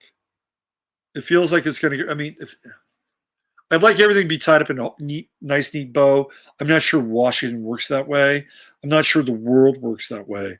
But I think by the time Saturn passes through here and it actually hits Saturn, which is going to be 2022, right? I feel like there's going to be some resolution around this. And let's pray to God that's not another fucking world war. Okay, so what I'm going to do is I'm going to take a bit of a break here because if David's coming on, I was planning on getting out of here in about 15 minutes. So if he's coming on, then what I'm going to do is I'm going to take a bit of a break and I'm going to get something to drink and I'll play you something. I'll play you something interesting. Let me see what I can find to play you that YouTube won't strike me with. Let's go back here. Let's see. What do we got? What do we got?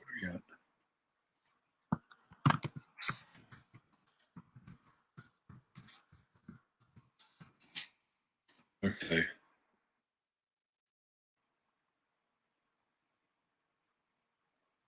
Let me see if I can find something.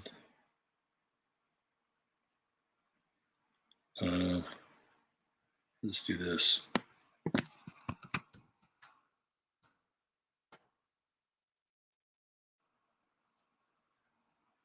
Here we go.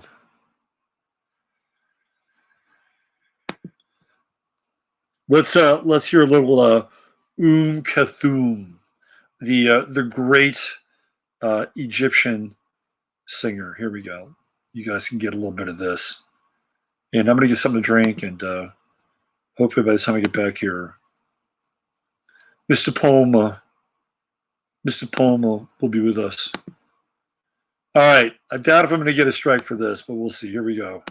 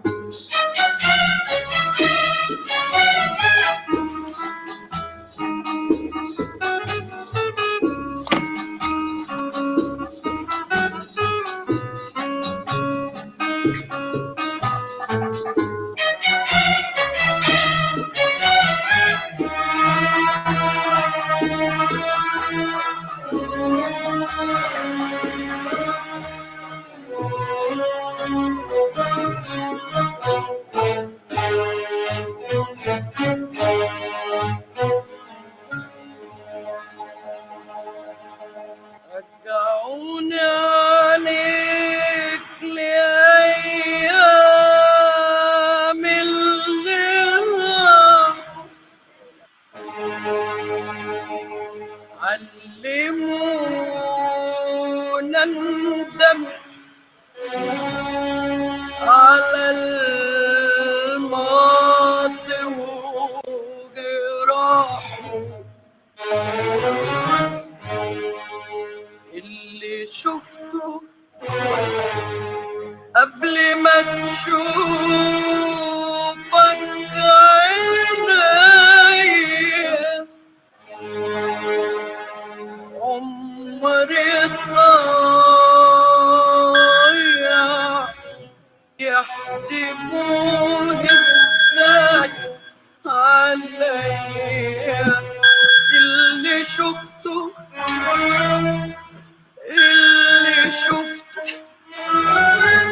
قبل ما تشوفك عينيا عمري ضايع يحسبوه ازاي عليا اللي شفته قبل ما تشوفك عينيا عمري ضايع يحسبوه ازاي عليا اللي شفته قبل ما تشوفك عينيا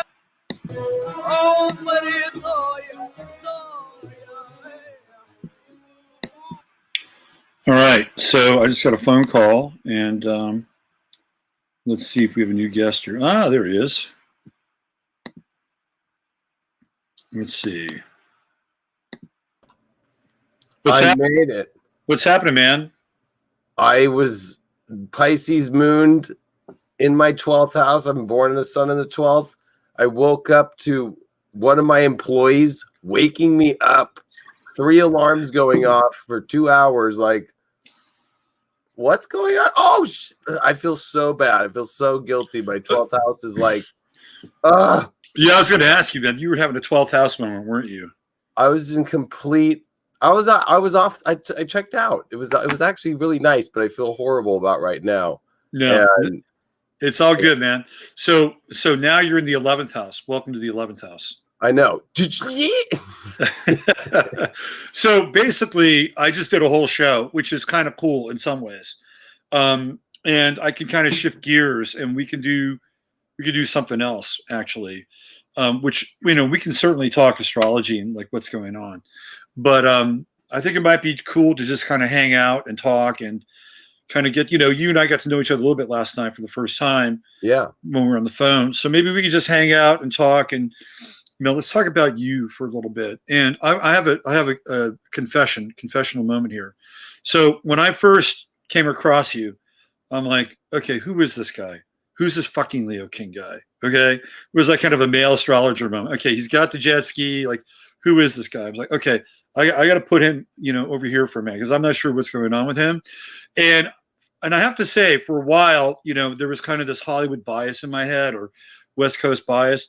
But here's what happened. I noticed that you were really a hard-working astrologer. Like, you took your shit seriously, and you worked your ass off building up your website and your app. And so I don't know when this shift happened. I just realized, like, this guy is totally legit. He's really good, and he's a good astrologer, because I'd watch your stuff, and you were bang on with a lot of things.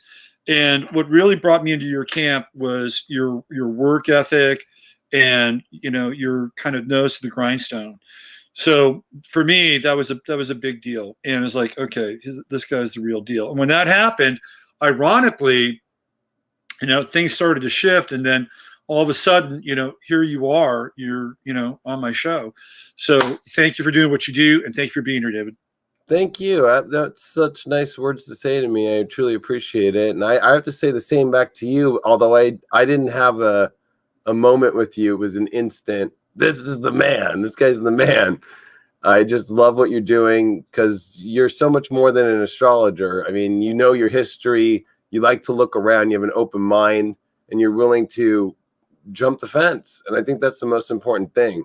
And I feel that any good astrologer, it's about jumping the fence. And there was one thing that you did. You did a show a couple days ago, and I did an Instagram post about it, especially in these times we're in now. And this kind of goes with my story is, you have to. And when I was young, I broke the rules a little bit, right? I wasn't afraid to go, yeah, this doesn't feel right. I want to go see what's over here.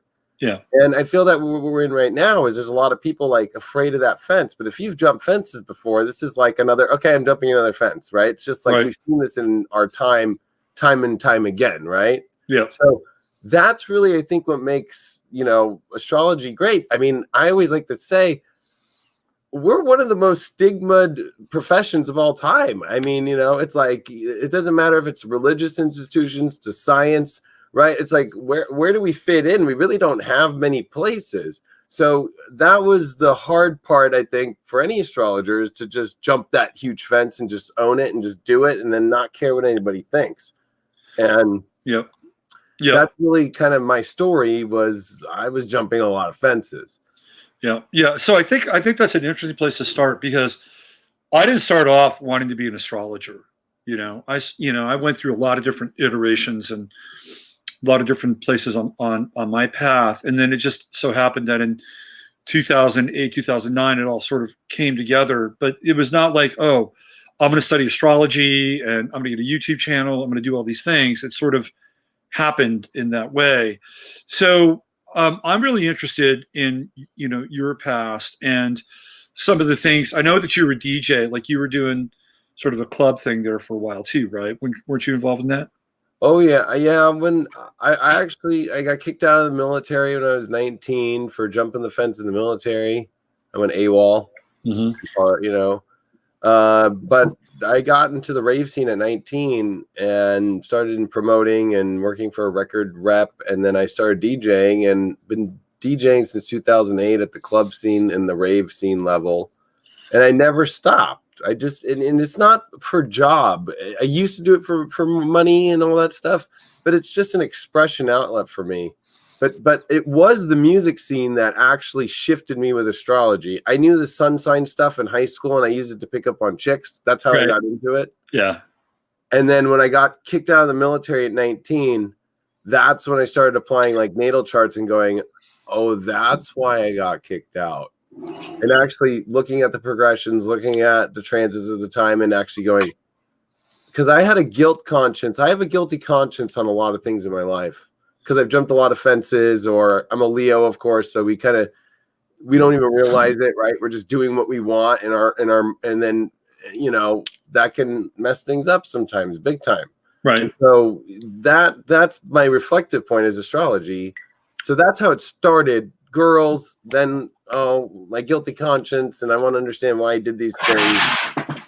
And I was part of Soul Garden. I don't know if you remember that back in the day. Yeah.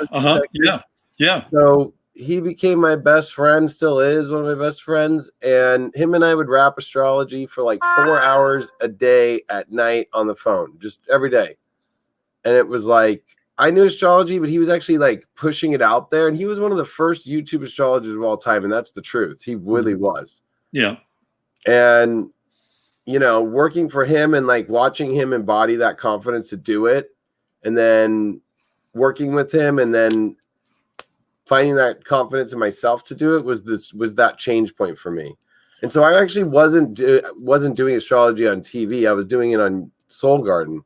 Right. And then I got the reality television show ABC True Beauty, and I said, I'm going to use that to push my mainstream. So I had a very Leo agenda, like, oh, I'll bring astrology to the masses. That was like what I felt I was here to do. Right.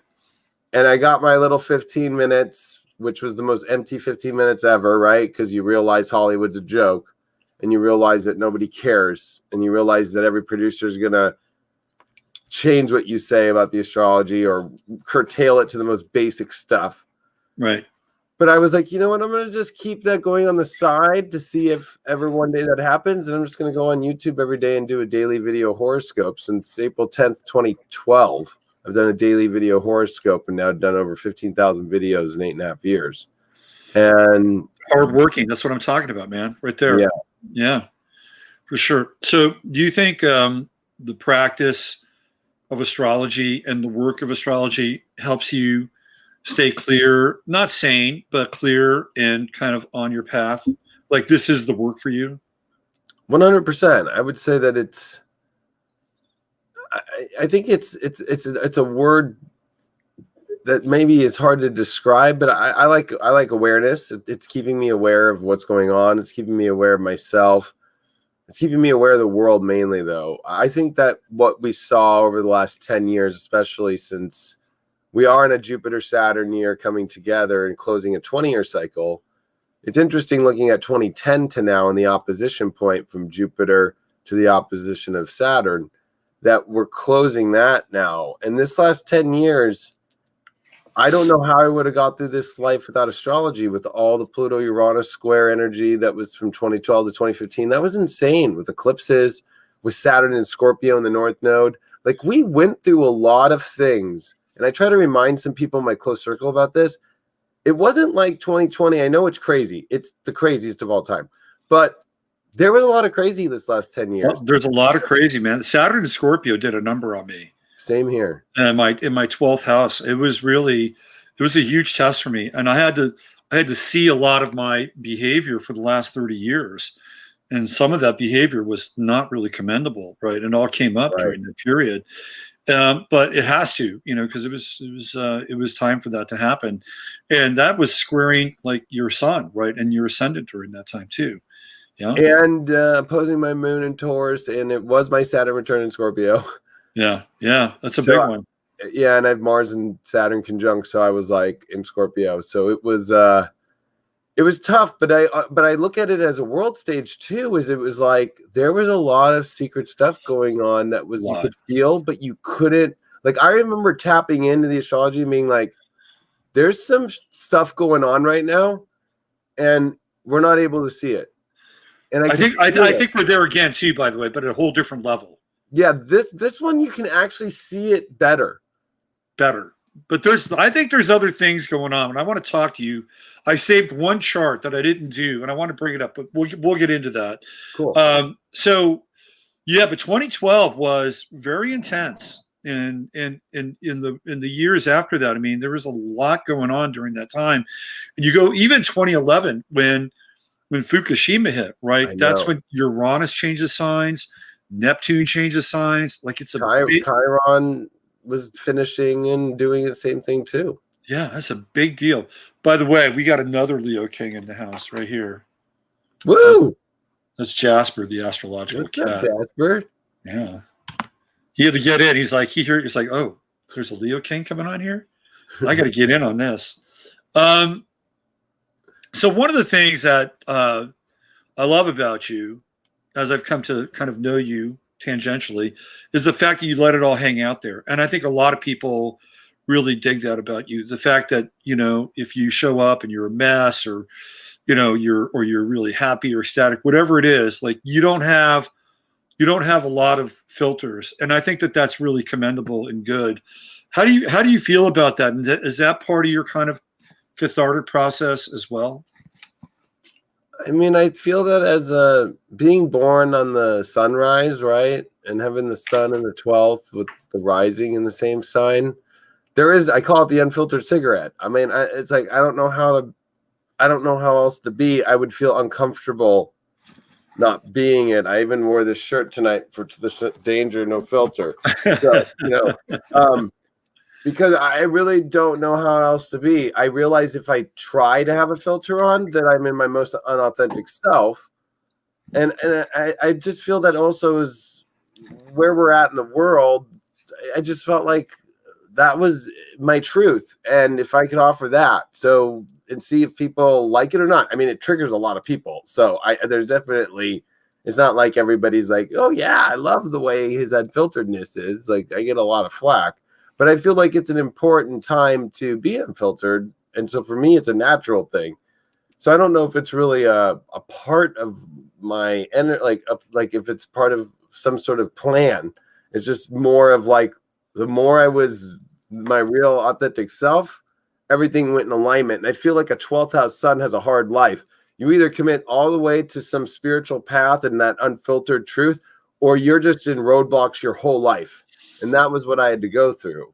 Right. And it's tough. I mean, I'll be real, but it's actually blissful on the other side. But you have to check that a lot. You have to keep it on check. So it's not easy, but yeah. Well, I wondered, what it's like being a public persona with that sun in the 12th house too. And it's an interesting dynamic. Do you feel like you bring people into your 12th house? Is that how you kind of operate in that way? Because most 12th house people don't want to be out in the limelight. They'd just be fine, just, hanging out at home and painting or doing whatever they do. But you've created a public persona. So how do you reconcile that, or how do you work with that placement in terms of what you do? It's weird because I have a 12th house sun, but it's weird because I have a moon in the 10th in Taurus with my north node. So there's this Taurus moon, north node, Gemini in the 10th. That's like, oh, I gotta do something in the public.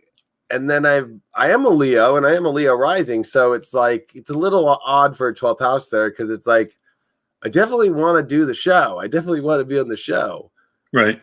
And my ruler of the 10th is Venus, because I'm a Leo rising, and it's in the 12th too.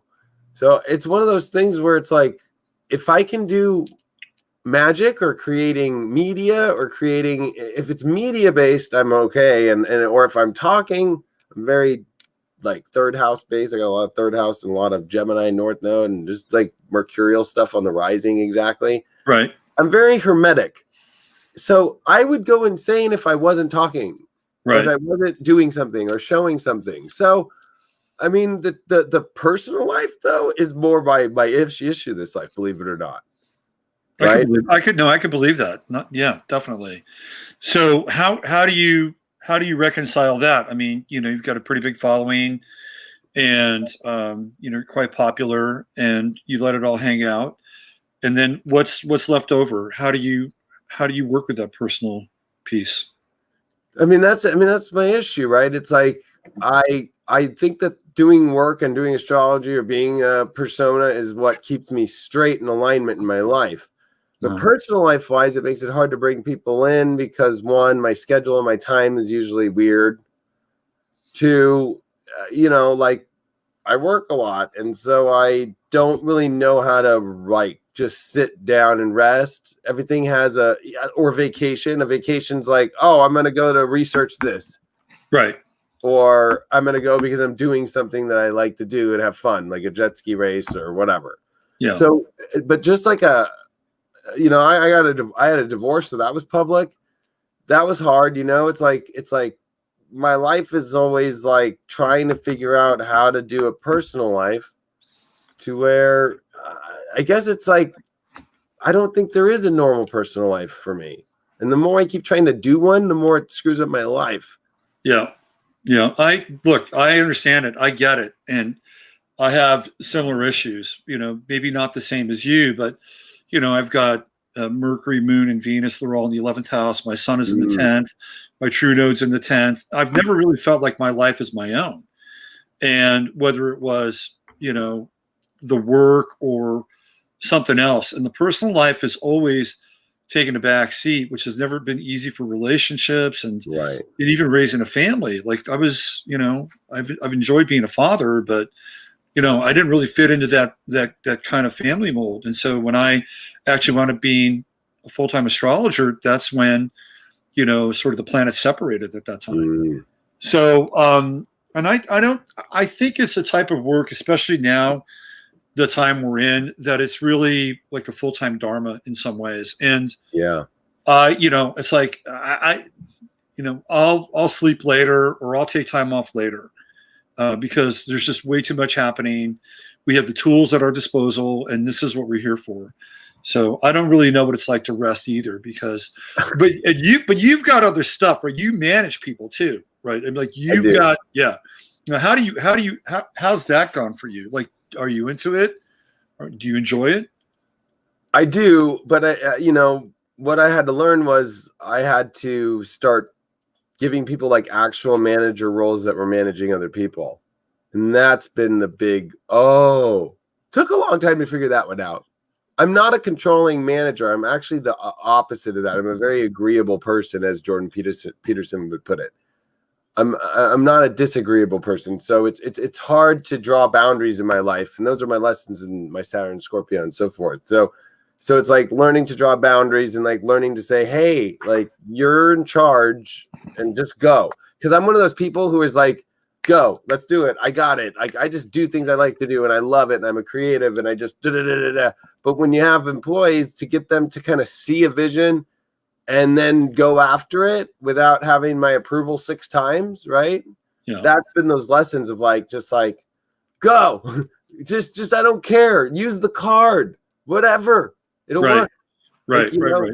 Those are the things that I'm learning. But, like I was asleep, and who's one of my employees, she's one of my main managers, she drove all the way here to wake me up with all 3 alarms going off.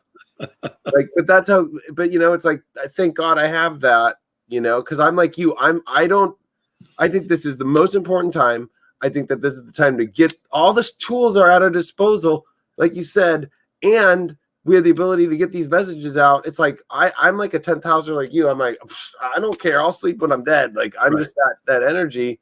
And I'm just like, I feel it's so important right now with this, especially this whole last, I mean, especially this year, but just these last, like the buildup since Saturn came into Capricorn at the end of 2017, I was like, this is it. Like Capricorn doesn't rest. It is a Dharma moment for all of us, I feel, especially as astrologers, but I think for the globe, everybody's got to make a choice on the inside on whether they want to repeat these old patterns, like where they denied the truth or they denied the existence of the reality and seeing it for what it really is. I mean, we saw some of the craziest transits of my life. I would say this whole decade. I mean, I think 2019 was a wake-up call, even though I think people think 2020 is. I'm like, no, Neptune and Saturn were in sextile in their home signs. That is already just so wild in itself, not going to happen. Right. Everybody could feel coming into 2020 that it was all off already. I remember looking at just like clubs, or I remember just looking at dating, or I remember just looking at like restaurants and just like, this doesn't, something's about something. It's already happening. It's already happening. Right. I just feel that everything was like, it was like an old tired Model T Ford on its last day. The script was running out, right? Yeah. We were running out of script, and now we're in this, really strange place. And one of the things that I stumbled into is this this whole idea with Janus, the two-faced god, and Janus is it's a ritual. Right. Like they would do these Janus rituals where you would walk in to one side of the Janus face, and then in the middle, something would happen. Right. And you were not allowed to leave the other side of the Janus experience until that thing was done. And a lot of times the Janus events would take place during war. And the asteroids that would define Janus would be Juno and Vesta. So Juno, of course, being the beginning and Vesta being the end. And we really went into that Juno moment. And I believe March is also connected to Janus. So it was March and June, right? So we had Corona, and then we have the whole George Floyd thing that takes place. Yeah. And between those two things, we're in, and that's the war, by the way. That is really, what people don't understand is that we are at war.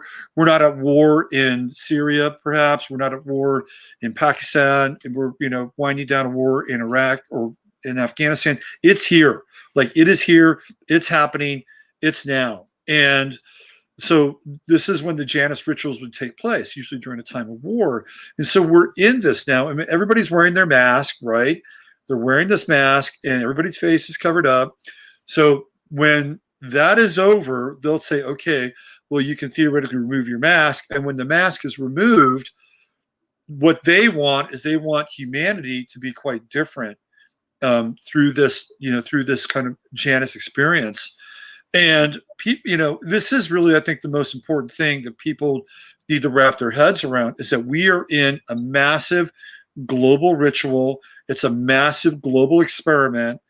And you have to stay aware and awake to the fact that this is going on right now so that you're not just being moved through this thing like a widget or like, sheep to slaughter.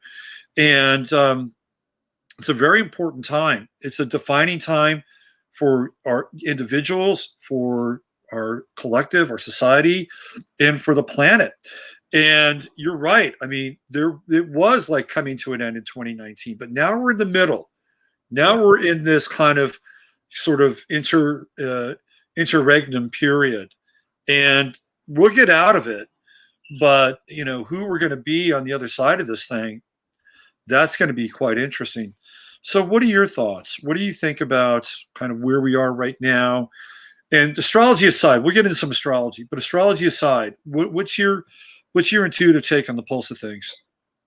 Well, I think it's interesting that you're bringing up Janus and the two-face, because I also think of like Boaz and Jack in like the two pillars that you see in masonry, but you also see in tarot cards like the High Priestess, and you think of the two ships that were ported on both sides of the coast in the middle of this whole timing as well. Right. And also, if you think about the last North Node in Gemini, the 2001, right? Well, the Gemini stuff. Yep, that was the first part of the show. Absolutely. Yep. Right. So you get that whole twin towers, then you get two ships, and we're in the middle. This one's in the middle, though. That was the financial institution. You know, there was a lot. If you go into 9/11, that was a big truther moment for me. Like, I was totally, when Loose Change came out and everything, I instantly was like, yep. I like didn't even question. It was like an automatic knowing. Yeah. But to see WTC7 go and to see that, you know, the computer system wasn't holding all the IRS records. There were so many financial documents that were all just like wiped off the planet. Like, that was a hard drive wipe. You know, that was a mainframe wipe. I mean, that was just like a massive mainframe wipe. And yes. Yep. And then this one has been more of, I think, the great. You and I were talking last night, but it's been the main spell onto people. And you're right, like, it's all here. And I think it's important right now for people to. It's harder than now than ever, though, because there's people and families that are spelled, or, you know, your friend groups, or, you know, like it's very matrixy, where anybody's kind of, I say, like, turns into a matrix, like agent, you know, out of nowhere, you know. Right, absolutely.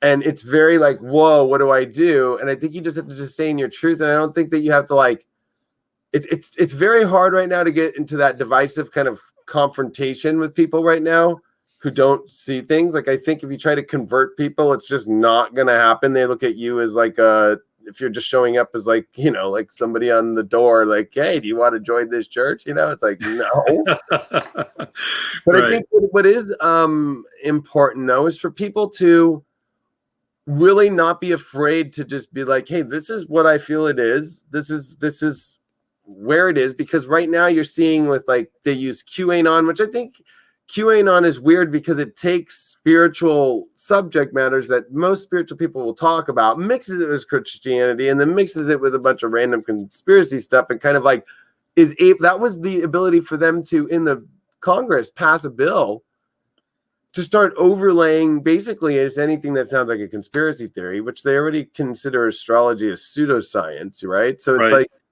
people don't realize this isn't about QAnon or QAnon stuff. And I'll be honest, and I'm just blunt, right? When I saw David Wilcox come out in April and start saying there's gonna be 10 days of darkness right away, right now, and it's gonna happen this week, and I was like, oh no. And he was like very into the cute thing. I got a little like, okay, we're gonna start to see who's just pulling shit out of their ass, or using astrology, or using the cosmos, or using something ancient, or using something, because astrology or anything from the ancients, there's a base. And I think it's important to stick to the base of something. You need to have a root, because we are flying through this crazy new cosmos and crazy new dimensional energy. You got to have a rope tethered to something. And astrology is the greatest one, because it's like, oh, okay, I know this is going to be crazy, or this doesn't make sense. And I think it's so important at this moment to have your base, because if you don't have that, you know, you'll just fly off, and then somebody will say that this is going to happen, and next thing you know, you're freaking out, and then, or you're freaking out about the things that they're trying to do in the media right now, which this goes into all the Neptune stuff, like Neptune at what we saw this year, 20 degrees of Pisces, where it retrograded. That's where Neptune went 1920 in 1692, the witch trials. Neptune went 1920 and 1856's election, but it was mainly the election prior, the Kansas-Nebraska Act and the Bloody Kansas, where there were people that were jumping over into Kansas to make it a slave state and double voting. And it was Democrats that were doing it. And then the governor, because there was so much blood on the streets and people were killing each other, that he went with the election vote just because he wanted to stop the violence. So he went with fraudulent vote. Right. Starting to think about it, it's the exact same astrology right now. Right. It's not crazy to think that there are Secretary of States right now, or even looking at governors that are like, I don't want to get involved with people going crazy. I will just accept the result, whatever it is. It's the same astrology. I've been warning people about this all year before even it was being talked about. I was like, uh-oh. And the DNC changed from President Pierce in 1856 and went with Buchanan because he wasn't around during that. And Buchanan is such a Biden energy. Like, oh, he's not been involved in anything. Just kind of bring him in and have him be a candidate that'll just float in whatever we want, which that candidate, Buchanan, in 1856 brought in everybody, most of the War Department, and most everybody created the secession and created the Confederacy. Yeah. Yeah. And Neptune is right now getting very close to opposing the natal Neptune in the U.S. chart as well, which is in Virgo. So we're going through a Neptune opposition with the country, with Pluto coming in to the Pluto return, which I talked about first part of the show. And Saturn's on Pluto right now. Yeah. I mean, this is a major astrological time. And I was talking about how the election took place on Mercury station. My God. I mean, how many elections have ever taken place on Mercury station? Probably maybe one or none. I mean, it's pretty fucking rare, right? So now we're getting to see what it looks like with a Mercury station, which is like nothing gets done. It just stalls and flatlines. But Mercury will be conjunct the South Node, which was on election night at 20 degrees. Mercury will be conjunct that South Node on December 14th, which is when the Electoral College goes to vote. That's also when the solar eclipse is going to be. What are your thoughts on that? Yeah, I think it's pretty wild to see, especially since if you look at Trump's chart, I mean, it's happening right, that eclipse is happening right on his moon, right on his South Node. Mercury's right down there too. So it opposes Sun too. It opposes North Node. And we have Neptune that's going to be, on a minor square to that thing, but it's pretty squared. I would say what people believed was happening is not going to happen, and it's going to blow. The South Node is the illusion anyway, right? Yeah. It's the illusion that, and especially because you have to take 2016's election with Neptune and the South Node dead conjunct in Pisces. Yeah. And now we're at the square of the nodes to Neptune during this eclipse cycle. And so everything's on Neptune, if you really think about it, and the delusion and the illusion. And this Sag energy, too, is the letting go of these false, and I'm going to use media because Neptune rules the media, right? It's the illusion. It's the great Oz, and nothing is greater than the illusion that, like, you and I are talking, but we're really, like, I can't smell you right now and what it smells like in your house, or, and you can't mine, right? That's the whole Neptune thing. Like, it looks like water, but no, I definitely am not bringing board shorts to Neptune. You know what I mean? Yeah. So it's like, I feel that this eclipse is going to shatter people's belief systems that have been locked into a media / illusionary and spelled out aspect. Also with Mercury's been very weird in 2020, meeting with Saturn and Pluto in the conjunction on January 12th and the Sun. At that exact same moment, and then you're going to see this Mercury South Node. It's the mind's going to have to dump on that South Node all these subconscious belief systems that are running in people that aren't paying attention, because people get really caught up in belief systems and just running them subconsciously, and this is trying to wipe that stuff out. I mean, Sag is a positive thing, but we have to remember the dispositor of this is Jupiter is in Capricorn, finishing in its fall position with Saturn in its home house. They're going to be meeting right there at the end of Capricorn.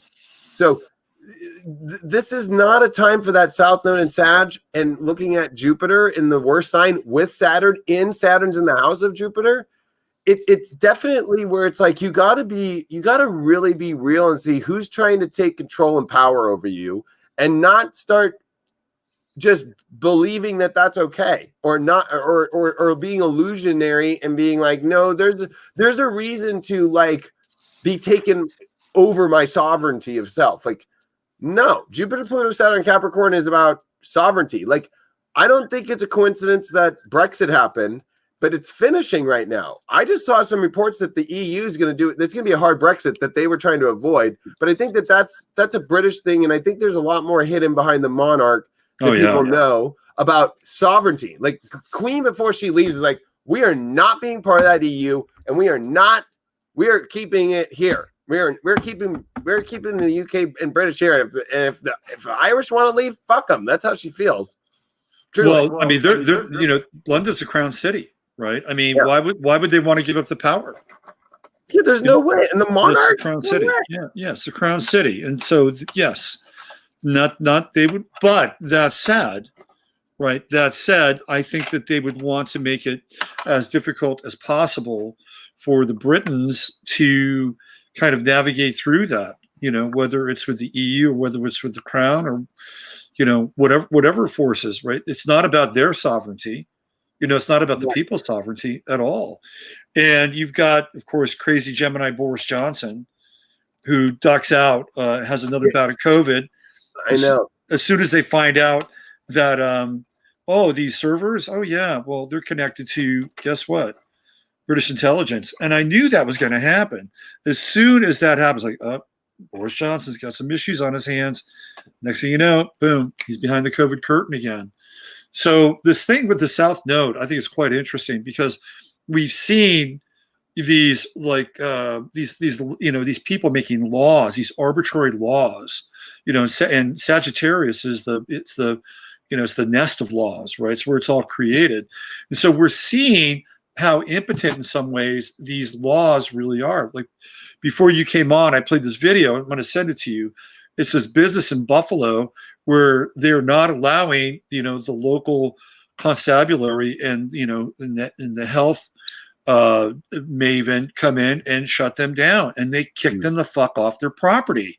Right. It's like, hello, we're not taking your phony South Node Sagittarian energy right now. And one of the things that I was talking about was how the Sagittarian power is really like the priest class, it's the professors, it's people who are connected to this kind of select group of the elite, right? Meanwhile, Gemini is really like the masses. Right. It's like everybody, it's the hive. And so that's what we're seeing here is this like hive energy and people starting to communicate and get busy and beginning to overwhelm the few who have the title or who have the so-called nobility or who have the power. And I think what you're getting at, what you're talking about is the atomization of that. And I think it's going to blow a lot of people's minds. I mean, it's like the idolization too in Sag to me. I know a lot of people think that it's Capricorn, but it's almost like the person who had done stuff and finished it in Capricorn. Sag is where it's like, you can like be inspired, right? Like, oh, look at, I believe I want to be like this person.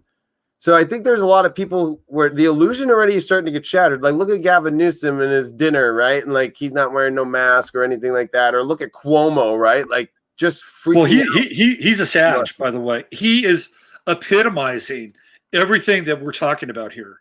He is the poster boy for the toxicity of the South Node right now. I mean, other reporters got each other's backs, and there he is like, "You're wrong." And the way he starts talking, right. It was weird to see both New York's governor and California's governor, the two Democratic hub cities of or states of the United States, both have the biggest, worst moments of any governor history. Probably the closest would be in '60s with in Alabama with Martin Luther King Jr. and then like that's the last time we could see a governor that's done anything cray like that's just like where the people are not going to follow it anymore. And those are the shattered beliefs and illusions, right? There's a lot of people who are following the news and following this, and they look at like, well, look at this state's doing so good because look at our governor's great. And it's like, even when they throw this in your face, I read comments like, well, it doesn't matter. He's a great governor. I'm like, oh my, what? Right. That's what I feel this South Node Sag is. I was born with these nodes, exact. So I'm going into my nodal return. So it's like, I have to learn this life. I just can't just believe in, that girl's going to come over tonight when she's obviously ignored me for 16 text messages. You know what I mean? It's like, I just got to like let go and go back to my North Node and be like, let me go stimulate myself or go do something else or not sit and wait and hope that something's going to be done. That's one stupid way to look at it. But right. I would think that it's important because I feel that this eclipse cycle in Gemini and Sag, the one that we had was interesting prior on the solstice. That was when Comet Neowise came in at 29 Gemini, right with the solar eclipse at 00 Cancer. Like that Neowise comet was a sign, and it was in the right place. It had a nice tail, and it came through all Cancer into Leo, where it was being able to be seen on the horizon line. Right. In the north. And it was pointing towards the North Star, pointing towards Cancer, Leo, like pointing towards these great elements of life of getting back into understanding your own core self, not the south self of giving power and energy away to people that they're acting like idols, that they know it all. And, you know, I think what's confusing people in this cycle too is that the numbers, right? It's like, well, look at the numbers on TV. It's like, no, you got to do numbers in your own self and you got to go deeper. And what's fact is hard right now for people. Yeah. But when it's coming from places where they're not following those facts, you can't take it as true, because if the numbers were truly true the way that they are, then you wouldn't see the leaders that are putting those numbers out and using those numbers for laws not following them themselves. Right. Well, I mean, I think that they like to do that because they're sadists. I mean, basically they're sadists and they enjoy watching other people suffer. And it gives them a great sense of power to have, you know, a vast amount of freedom theoretically over others.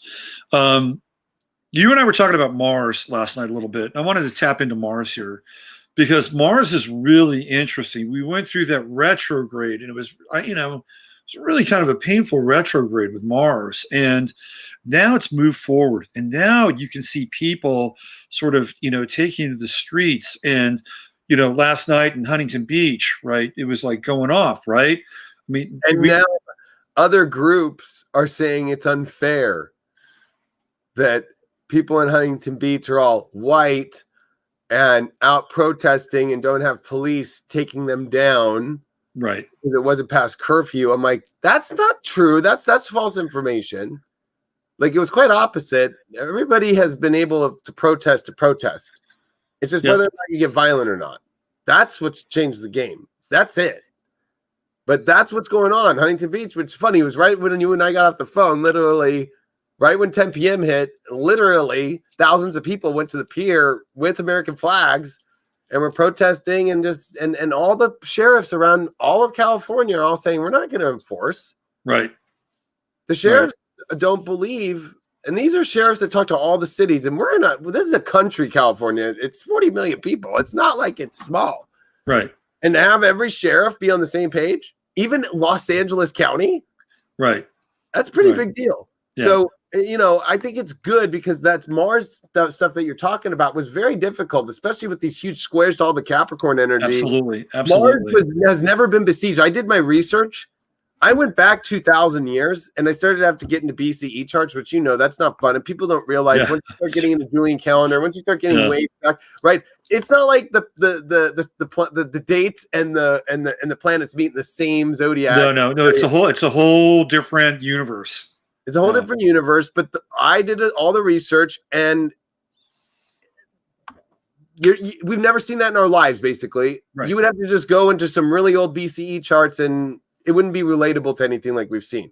So this has been very difficult because it's been, okay, having to find the courage and going against what seems to be like these hardcore laws. But it's so ironic that the ultimate law is the Constitution. And the ultimate law of the Constitution, if you have the courage to own that, you're fine. Because Capricorn, I like Capricorn because it's always going to hold the true law. It's always going to hold that first. And it's interesting to see these other laws that are trying to come on top of the ultimate law itself of individual liberty. And it's like, you got to learn that even though Mars felt like he had to retreat, and he doesn't like to retreat at all. Men don't like to retreat. That's why Mars is the one planet that takes the longest to retrograde, right? Like, we never want our egos to stop moving forward. We don't want to stop moving forward. But the squares to Saturn were, I think, a test of character and identity of who you are. Because I like to go to the spiritual spot. And it's like, if you're afraid to, if you're going to take off your character of your true self and put on the character that they are giving you, which is not a really nice Halloween costume as a character, let me tell you. Right. Like, that's, I think, the hard part is like, no, I'm going to, and I think now that we're not through it yet, but I would feel that this Mars direct, you're going to see more of that street stuff, but it's like people are knowing their identity and character. And I think that the illusion of the media and how everybody is seeing everything the same way is just a joke. The more you look around, especially I'm a Californian, right? Everybody thinks California is just the most liberal place on the planet. It's like, I don't know about that. Everybody I talk to is on the same page. Right. Even when I go into LA, even when I go into San Diego, even when I went up north this summer. Yeah. And that comment was a deal. Comments are not a joke. Like I just gotta say that. And it came with the North Node eclipse and in Cancer. And it's like, we're all gonna be fine if we do follow our true north in our life. If we follow the truth, we're gonna be fine. And it came with a North Node in Gemini, and then we had a Venus retrograde too in Gemini, which that one was connected to 2012, right? And that one was connected to the last actual physical Venus eclipse that was actually eclipsing the sun from Earth's point of view, right? That was a 2004 one prior to that. That was that double set of Venus eclipse cycles that were you could actually go with goggles and see Venus. That's right. That was weird to end that in 2020. Say, no, that's not happening. Because if you think about 2004 to 2020, or actually just to 2012, like that period right there was a very weird little incubation of like how to set up the mind, the internet, the phones. It did a lot of that stuff in there. Because 2020 ended it. And that brings us back to 96, which is when Jupiter was in Capricorn and Venus retrograded in Gemini. And it's weird. 96 is when good old Bill Clinton ran again and won. Right. And he was an impeached president. Right. Yeah. So, does that mean Trump as an impeached president is going to come back? But we also saw leaders lie, like it was Bill Clinton, a Democrat, who said, no, I did not have sexual relations with that woman. And then, no, I did, but you still vote for me back in. Like, it's like crazy. It's like crazy. Yeah. No, that's absolutely interesting. And, that Venus, we went through a Mercury transit across the sun recently too. Yeah. Like that was another ecliptic. Yeah. So we've been living in some really spectacular astrological times. And now we're coming up to the Jupiter-Saturn conjunction. And that's going to be on the 21st. Like some of the shit that's happened, like when there was the shift of Saturn into Capricorn, it was taking place on the winter solstice. And you got to go back again. You got to go back way back in time to find another Saturn shift into Capricorn on the night of the freaking solstice. Like it just doesn't happen, and it was that night where Trump signed a bunch of executive orders. And those executive orders, some of them had to do with foreign entities. Right, foreign entities, and that there are foreign entities that were involved in transference of money, blah blah blah blah blah. They could be essentially tried by the United States government. So that's a really interesting timing on Trump's part when he actually signs those EOs. So we've got that going on right at that time, right? So we've got all this crazy stuff, and now we've got the Jupiter-Saturn conjunction again. With the sun at zero cap, where's the Saturn sun met for the initiation of the Capricorn Saturn transit? Exactly. Here we are, 21st of December. Like it's going off, man. This is a really interesting time ahead of us. And what's interesting that you bring up foreign entities is Uranus. That's what it rules, right? It rules, foreign. Also, so does Sag. It's really weird. Sag and Uranus deal with foreign energy in different ways, right? It's more countries, I think. Sag and Uranus is more like foreign entities, like, and it's weird because it's been in semi-square to Neptune, and in Taurus to Neptune and Pisces, especially once we got into 2018 and we began the semi-square. And media and hidden foreign entities, 45-degree angle, that's been going on. And I think that people need to realize that a lot of it has been infiltrated also in the media, or like look at TikTok, right? Like all these kind of things have been going on, but 45-degree angles are very weird because I call it the kink toes. It's not like there's still flow, but it's kind of like those, all you see for male prostate now is like, you're not going to the bathroom enough. You need to take a prostate pill. Right. At the semi-square, and it's really been interesting to me to see that the media, Neptune, and the delusion of people not being able to see what foreign entities. And then that goes into, of course, of, outer dimensional, like alien stuff too. that there's right. There's a lot connected to if as above, so below. So if foreign entities are trying to infiltrate in media and stuff here and the soul, there's also other players upstairs that are doing the same thing too in a weird way. That's kind of weird. It's not like fully there seen, but it's definitely there, and it's trickling in. Right. It's not fully in, but it's trickling. And I would say connected with what you said with Trump and all the kind of orders that he does, you know, a lot of people that don't understand Trump, it's like that Sun Uranian energy of his is 10 steps ahead, even though he puts on the perspective that he's not. Like trining Jupiter with Chiron, and there's a weird element. He does have Jupiter in Libra, and it's like this guy has always won in court. Like this guy never loses in court. He's got the Regulus rising, which if anybody's read a medieval astrology book or an ancient astrology book, it even says it is a powerful person that will win. They will win. That's like a king. That's the sign of the king on the ascendant. And Mars there too, which makes it even stronger. Yeah, and he's got the backing in the military.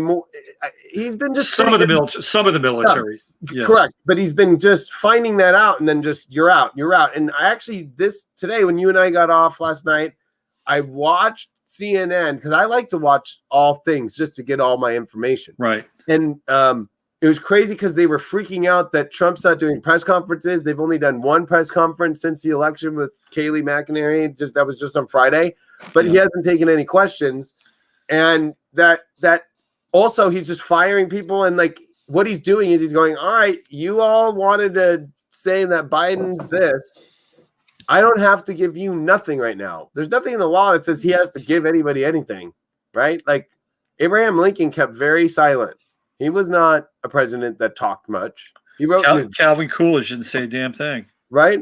Yeah. And a lot of people aren't realizing the Jupiter-Saturn cycle that we've been talking about just now is the weirdest election cycles every 20 years. I mean, it is. I know it's connected to curses sometimes and stuff like that, but if you just take it from an analytical perspective, always, and I don't care what 0 year you count, weirdest elections of all time.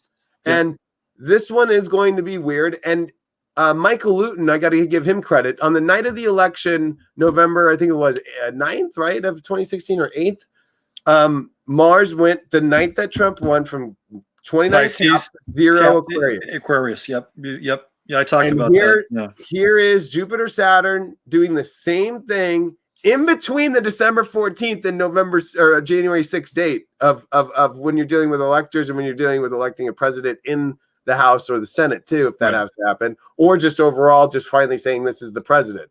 So this is covering all that. Yep. Extremely. I mean, everything we've talked about has really marked the Trump presidency. All these crazy, like aspects and transits that you really don't. I've been following astrology for quite a while. I haven't seen this many lined up in a 4-year period. And how about when he gave a press? He addressed the nation. And it was on a lunar eclipse, and I think it was his own. Wasn't it his own moon? He was having an eclipse. Oh, right. And like, how many fucking presidents actually do a national address when the moon is eclipsed on their own freaking moon? All right, it just doesn't happen.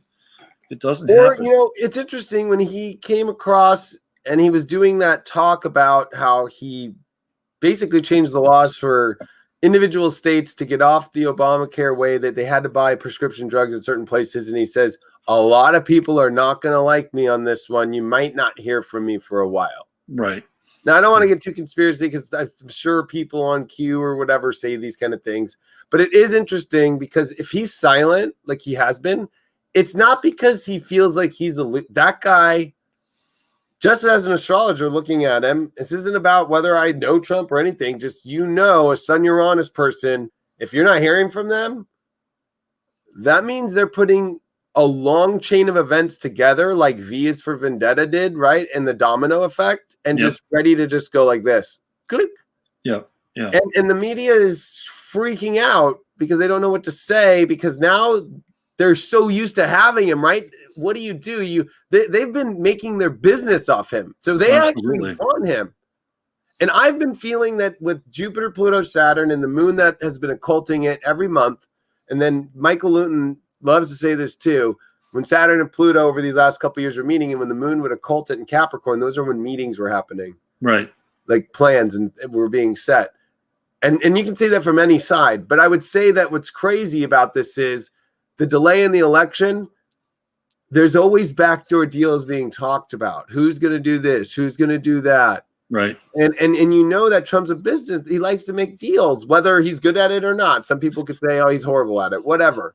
He likes to do that. And he's not going to be somebody who's just going to fall and say no, right? Like he's going to walk away and then make people go, oh, well, I'm left with this and maybe I don't like this. I think that there's been a lot of deals set. And you got to look at the world economy. That's the big one. And how that was working. And today they were showing on the news on how Putin was loving Trump for the way that he handled the financial crisis in America. And everybody's saying how that's just the worst thing in the world. But you have to realize that it's like House of Cards, the show. This is exactly what happened in the show. Yeah. There was a delayed election, and they have Kevin Spacey go to Bohemian Grove and make a deal and get the dirt on the opposing, candidate, and then trickle that out. And then at the last minute, then they did a revote, and then he takes over the office. But there's a lot of that kind of stuff going on right now. Well, that was happening in 2016 too, I think. I mean, yeah. I think, first of all, I don't think Trump was supposed to be elected in 2016. Right. I knew he was going to win. I'm sure you did too. I predicted Trump was going to win. And I predicted he was going to win again this time with his nodal return. But I also knew that we'd have to get through this vote steal thing, which isn't always that easy to extrapolate through astrology. Although if you dig deep enough, you probably can, especially with the Mercury station. But you go back to 2016 and you look at his face after he wins, he's shocked. He is shocked. And here's what I think happened. I think that he was going to run and he was going to get his name out there and he was ready to do it, but I'm not sure he was ready to become president. Okay. I'm not sure that was in the cards because I remember watching him. There's this guy, Al Smith. Al Smith. Okay. So he was at the Al Smith dinner and everybody was there. Hillary was there. Huma was there. Gail was there. I mean, everybody was there. Right. And Trump and Melania were there and Trump just unloaded on the fucking room. Trust me, I remember that. It's historic. He took a flamethrower. And the media, that was his biggest media when he pointed at everybody in the media. Yeah, he took a flamethrower to everybody. And I'll never forget him and Melania walking off and nobody walked up to them. Nobody really said anything. Like he doesn't shake hands. He doesn't like to. He's like Howard Hughes in that way. I know. He's actually a germaphobe. Yeah. Yeah. So he walks out with Melania, and I've watched that tape, a couple of times. I'm like, they look very small against this room right now, and very lonely. And then there's Hillary. She's coming down the steps, and she's like in her element, and hi this, hi that. I'm like, man, this is a really weird vibe for Trump. And then the election happens, and then I think he's really shocked. So here's what I think. I think somebody got in, and they did one of two things. They either Jimmy jacked the Dominion systems, they were in place then. I mean, Hugo Chavez created this shit, right? Right. So they either Jimmy jacked it for Hillary, and something went wrong, or a third party came in and hacked it during the election and started either turning Hillary votes back or moving Trump votes forward. Something happened, and they took not as long as now. They got to 3 a.m. in the morning with that election until they were actually able to call it. So I think there were deals going on in the back. Yeah, and I think there were deals happening. And Trump was like, okay, you won. Okay, you won. And, you were really supposed to exit stage left. But, now that you've won, you've got to promise one thing. You got to promise that, you can't go after Hillary or whatever, right? And I've said that since day one, especially since she was at his wedding. The There's actually old things about him saying great things about Hillary before that. You know, yeah, like after he won. Oh, right. There's Bill and Hillary, two of the best people Right. I know. I know. I mean, he just spent 6 He months. was on Pierce Morgan in 2011 being like, I love Bill Clinton. He's a great guy. He's such a good friend. Like, you know. That's your Sun Uranus conjunction in Gemini right there, by the way. Right? Yeah, that is. Flippity. So and once he got in, and by the way, I think the Obama administration was obviously planning just in case something happened. And they were, clearly on a path if he did get elected somehow. But I don't think he was supposed to win. And because when he got into office, he didn't know anybody. This is like a total, good at business, but not inside the Beltway. And so he was going on the advice of others, and he picked a lot of, I think, how do I say it? Well, like Reince names of people. Go ahead. Yeah, like the RNC was old school, right? And it was obvious that Trump did win the RNC the way he was supposed to, because when you got Jeb Bush in there with all the money, and we're like, are we gonna have a third Bush? And then don't you think it was supposed to be Bush and Clinton again? Like, I think that was what they were totally trying to do, but I think Trump was the Uranus element that just came in out of nowhere, the foreign energy that came out of nowhere and blew our minds. Or when he went to Megyn Kelly and just didn't even care about what she said and threw it back. And then the things that he said, he looked at her after that Fox News one, and he went, she's nasty. She's got blood spilling everywhere. Remember when he said that? Right. Yeah. Whole career. Right. Like he came around and just disrupted it all, and he was funny. That was a thing that nobody had ever seen before. Like legitimately, like bringing his entertainment in, his Leo rising and his Gemini, and saying the crazy shit that nobody will say in politics. And you got to look at the rallies. I mean, like there's nothing ever been done like that. So there's obviously plenty of voters there. But you're right about the backdoor deal about Hillary and him, and then the Epstein thing. I think all of this comes down to Epstein in one or two ways in life, because that situation makes no sense to me, where it's like, okay, everybody's been to his island, including Trump, but this guy hangs himself in a place that you can't get hung. Even the people who've been to that facility say that it's impossible, the sheets they use there. Right. Then they're there's paper sheets. They're paper sheets. Yeah, they're paper sheets. Yeah. And then the two guards are gone, and the cameras turn off. Right. And then when they actually see the body, it looks nothing like him, really. I know. Yeah. So they were just basically extracting Epstein. I mean, I think Bill Barr came in to do a couple of things. Number one, I think he came in to save Trump's hide with the impeachment. I think that's where Barr comes in and plays that role. And then he also came in, I think, to manage the Epstein thing, because he was Epstein's lawyer. His father had hired Epstein. There's like Epstein Barr. There you go. Just add it up, right? Epstein Barr. How interesting. Yeah. So so he's played his role now. Barr is done. And if Trump is going to be in again, which I do think he will be. I think Trump will be back in office. He would. It would be great if he had like a Trey Gowdy in there or something. Trey, you don't go with Trey, man. Trey's a turncoat. I heard him the other day. He has kind of turned lately, but news. Bad news. I'm not sure. Here, there's a guy I want to bring to your attention. Let's get in. Let's break down a chart together. I've been saving this chart. Please, yeah, I would love to. Okay, so this is a new player on the scene. Now, I don't have his birth time, but it's funny. I just want to say this as you're pulling it up. That is what Jupiter, Saturn, Aquarius is, right? Like how I said, oh, Trey Gowdy. It's like, no, look at this new guy in the scene. Or like, look at Newsmax right now. What? Like, I mean, it looked a little cheesy at first, but they're actually putting some money into it now. And more people are getting their news there and actually hearing what's going on and hearing the interviews of the lawyer, all the team of the lawyers for Trump right now. To, the media is not showing anything, right? So it's like almost going to feel like so weird, this Jupiter and Saturn and Aquarius. Like, what? This is so new. I'm not used to this. Or who's this person? Who's this? What's exactly. that? Yeah, What's exactly. This? You know what I mean?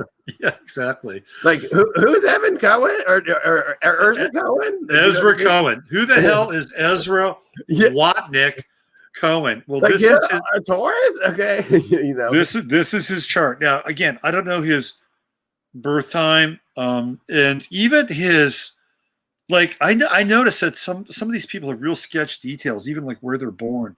But I'm assuming, I'm just going to throw Philadelphia in there because he is a member of the Union House in Philadelphia, which is a long time sort of Republican patriotic club. He's got a lot of ties to Philadelphia. So I'm just going to go with Philadelphia here. Now, this is an interesting character, right? He's got that Mercury Sun conjunction in Taurus. And David, I can't tell you how many aspects and instances and like symbols that I've been seeing with Algol lately. It's crazy. And, you know, Algol is right at the top of Trump's chart, right? That's where Amy Coney Barrett's Saturn is. It's right at Algol, right on top of Trump's chart. And so here we go now. Ezra Cohen. My moon is. My moon's 28 Taurus. I'm on Algol. So it's 26, I think, right? Is Algol's? It is 26, right? Here's you got Ezra Watnick Cohen with his sun conjunct Algol. Now this guy is like, where did he come from? He's a millennial.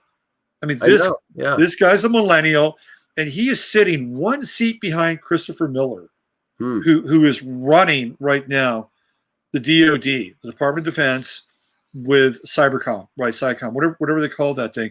This is the number 2 guy. Now, apparently, this, you know, the Q people have talked, and I'm not a big Q person. I don't go to Q, but this guy has come up before in Q talk, and I stumbled across his name somewhere else today in relation to some very interesting and really far out shit. Okay. And this has to do with the company Ericsson.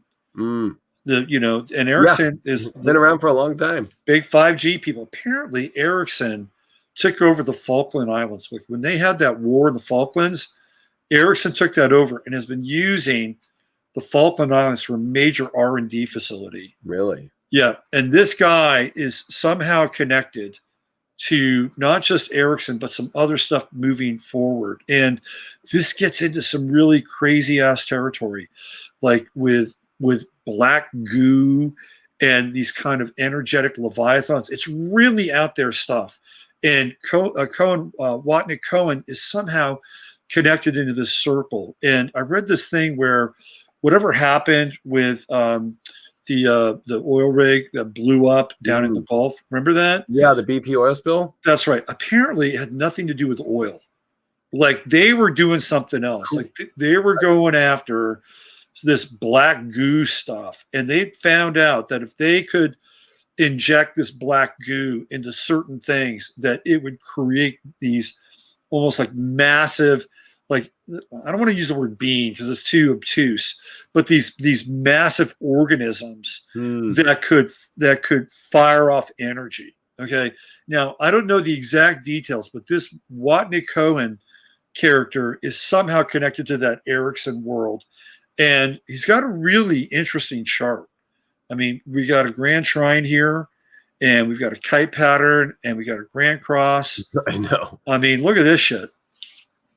It's pretty wild chart, especially the solar eclipse that happened on December 24th or 25th was on his Neptune. Yeah. And that's what these eclipses are ending, right? And look where Pluto is. Pluto is in orb with his Mars. Yeah. Right. And Neptune has been in orb with his Jupiter. These are Jupiter is coming back into Pisces in 2021. It is very, very fast. Retrograding back, yeah. Fast Jupiter goes into Pisces 2 to 3 degrees. So it won't be as Jupiter return. Well, actually, that's interesting too. Is in 2000 the Jupiter-Saturn conjunction was at 22 Taurus on his Mercury, the ruler of his chart, and that's completing and coming to 0 Aquarius here, which is going to square his Pluto and his nodes. Right.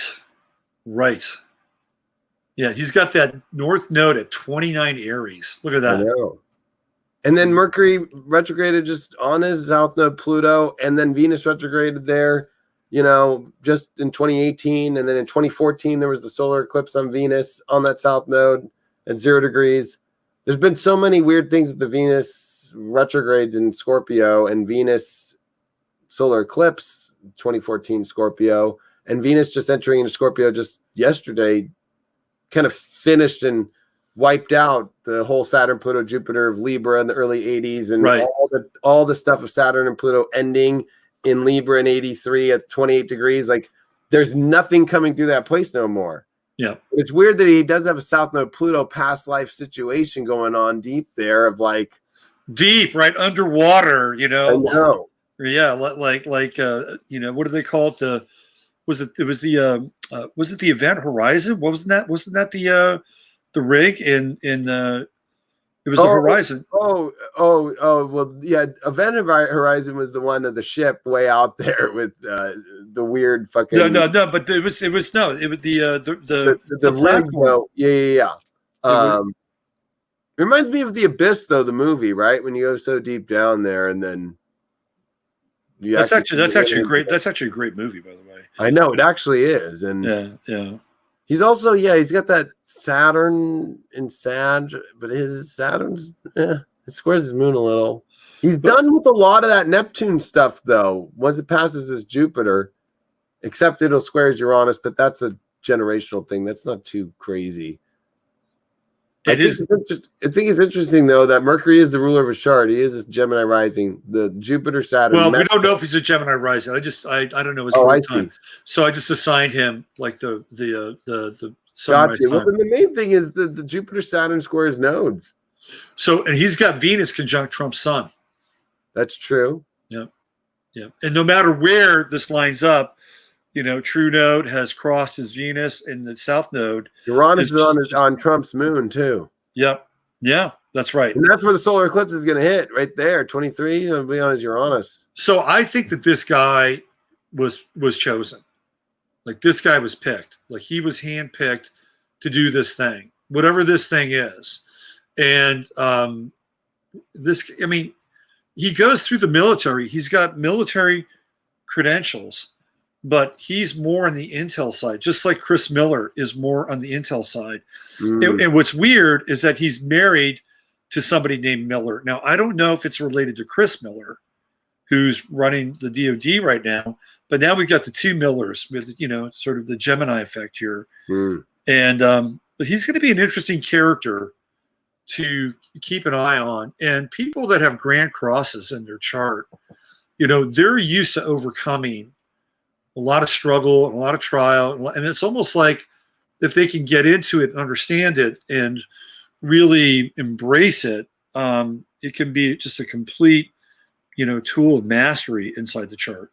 Yeah, and I'm just doing the progressions in his head. He's, I think, sitting at about 2-degree Cancer now, progressed sun. So he's got through that. And whenever your progressed sun moves into a new sign, it's always really weird that your first year, you just are like, I turned from ABC to NBC? What? Like, you know, like right. More extreme than that. But he's sitting pretty good with his progressed sun, not in a weird spot. It's not hitting anything hard. It's getting ready to oppose his Neptune in 3 years, but that looks good. And then I always, in my head, like try to go, oh, he's a sun moon. Okay. Like his moon's definitely probably by Capricorn now, by that Mars too. Progress. I'm doing this in my head, of course. I'm not even looking at ephemeris, but right. Yeah. So this is it's going to be trining his Pluto. Actually, his progressed sun starting to trine his Pluto. Yeah, absolutely, right there. Yep. So it's a big change coming, and it would be, if you think about, because progressions to me, it's not too much about when the exact hit is. It's the buildup. It's like these years are building up to that trine to Pluto. These years are building up to that opposition to Neptune. And I always say that Pluto-Neptune sextile within less than a degree it's a mission that's already predetermined, so clear. Like he's clear on whatever it is to do.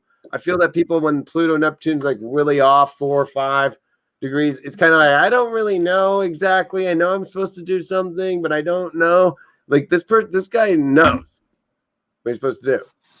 Right.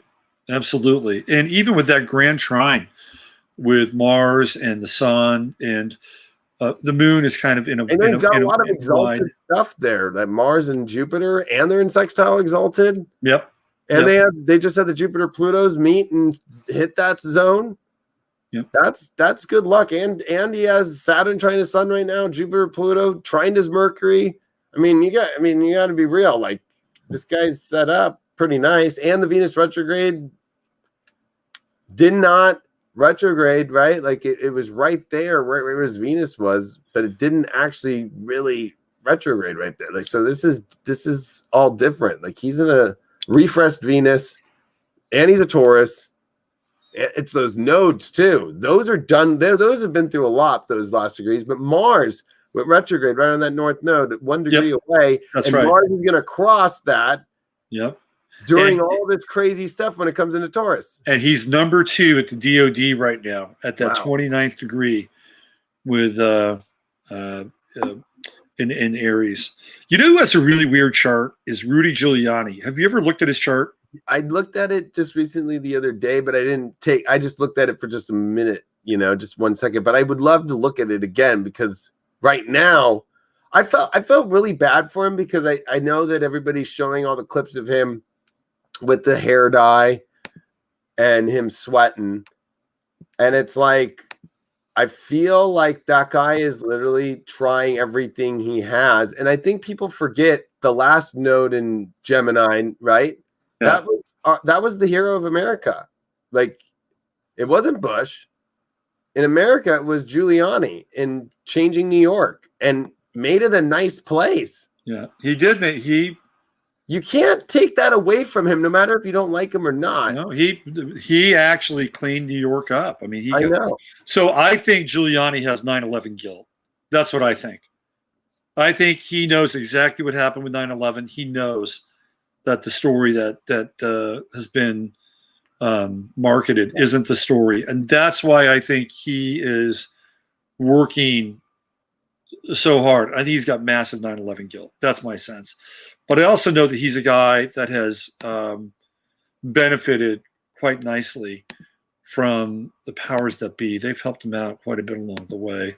Here's his chart. It's a really odd chart, right? You look at these. No wonder he's got all that Leo stuff with Trump's Leo stuff. And the Gemini stuff. They both have the Sun-Uranus conjunction.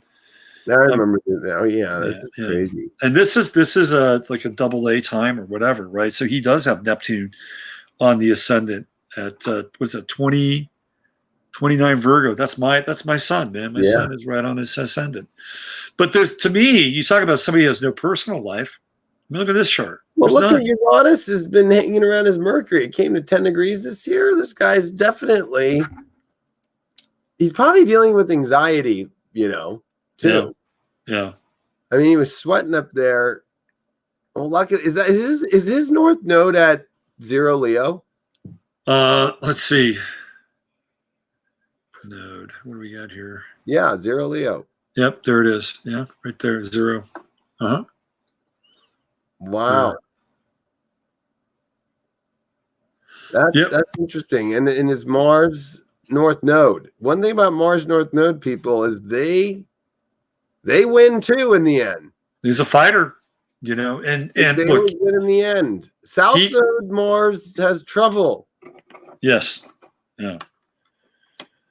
You know what's interesting is 2018 was the Mars retrograde in Aquarius with the South Node and the eclipses. That for me was hell because I have a lot of these placements, like Giuliani, and it was like I felt like I was a loser, right? Just like, but whenever the Mars and the North Node are together, Rahu likes Mars. Rahu likes the malefics. Rahu doesn't like the benefics.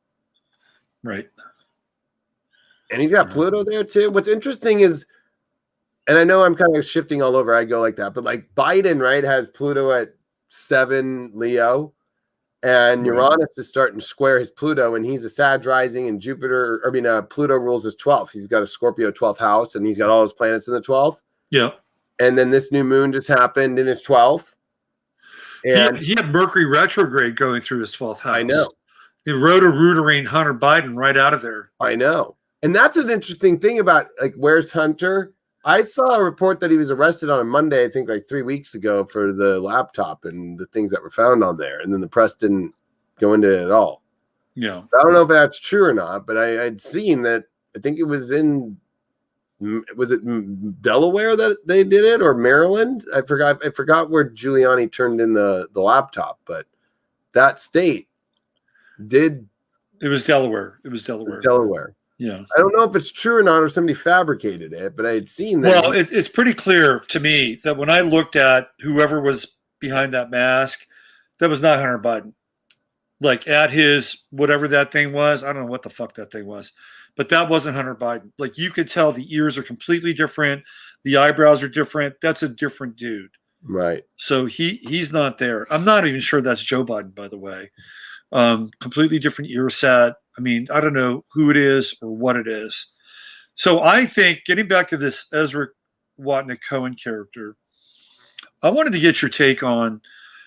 We've been really kind of flatlining. So they gave us a little bit of a kind of a shell game with technology, right? Right. Like, so it's like, okay, we're going to give you some really cool fucking phones, and we're going to kind of like stall the development with anything else external. We're not going to innovate, Right. at least on top. But on the bottom, you know, with Silicon Valley and all their systems and their AI, they're innovating like fucking crazy. They But are. we're just not getting any of that, right?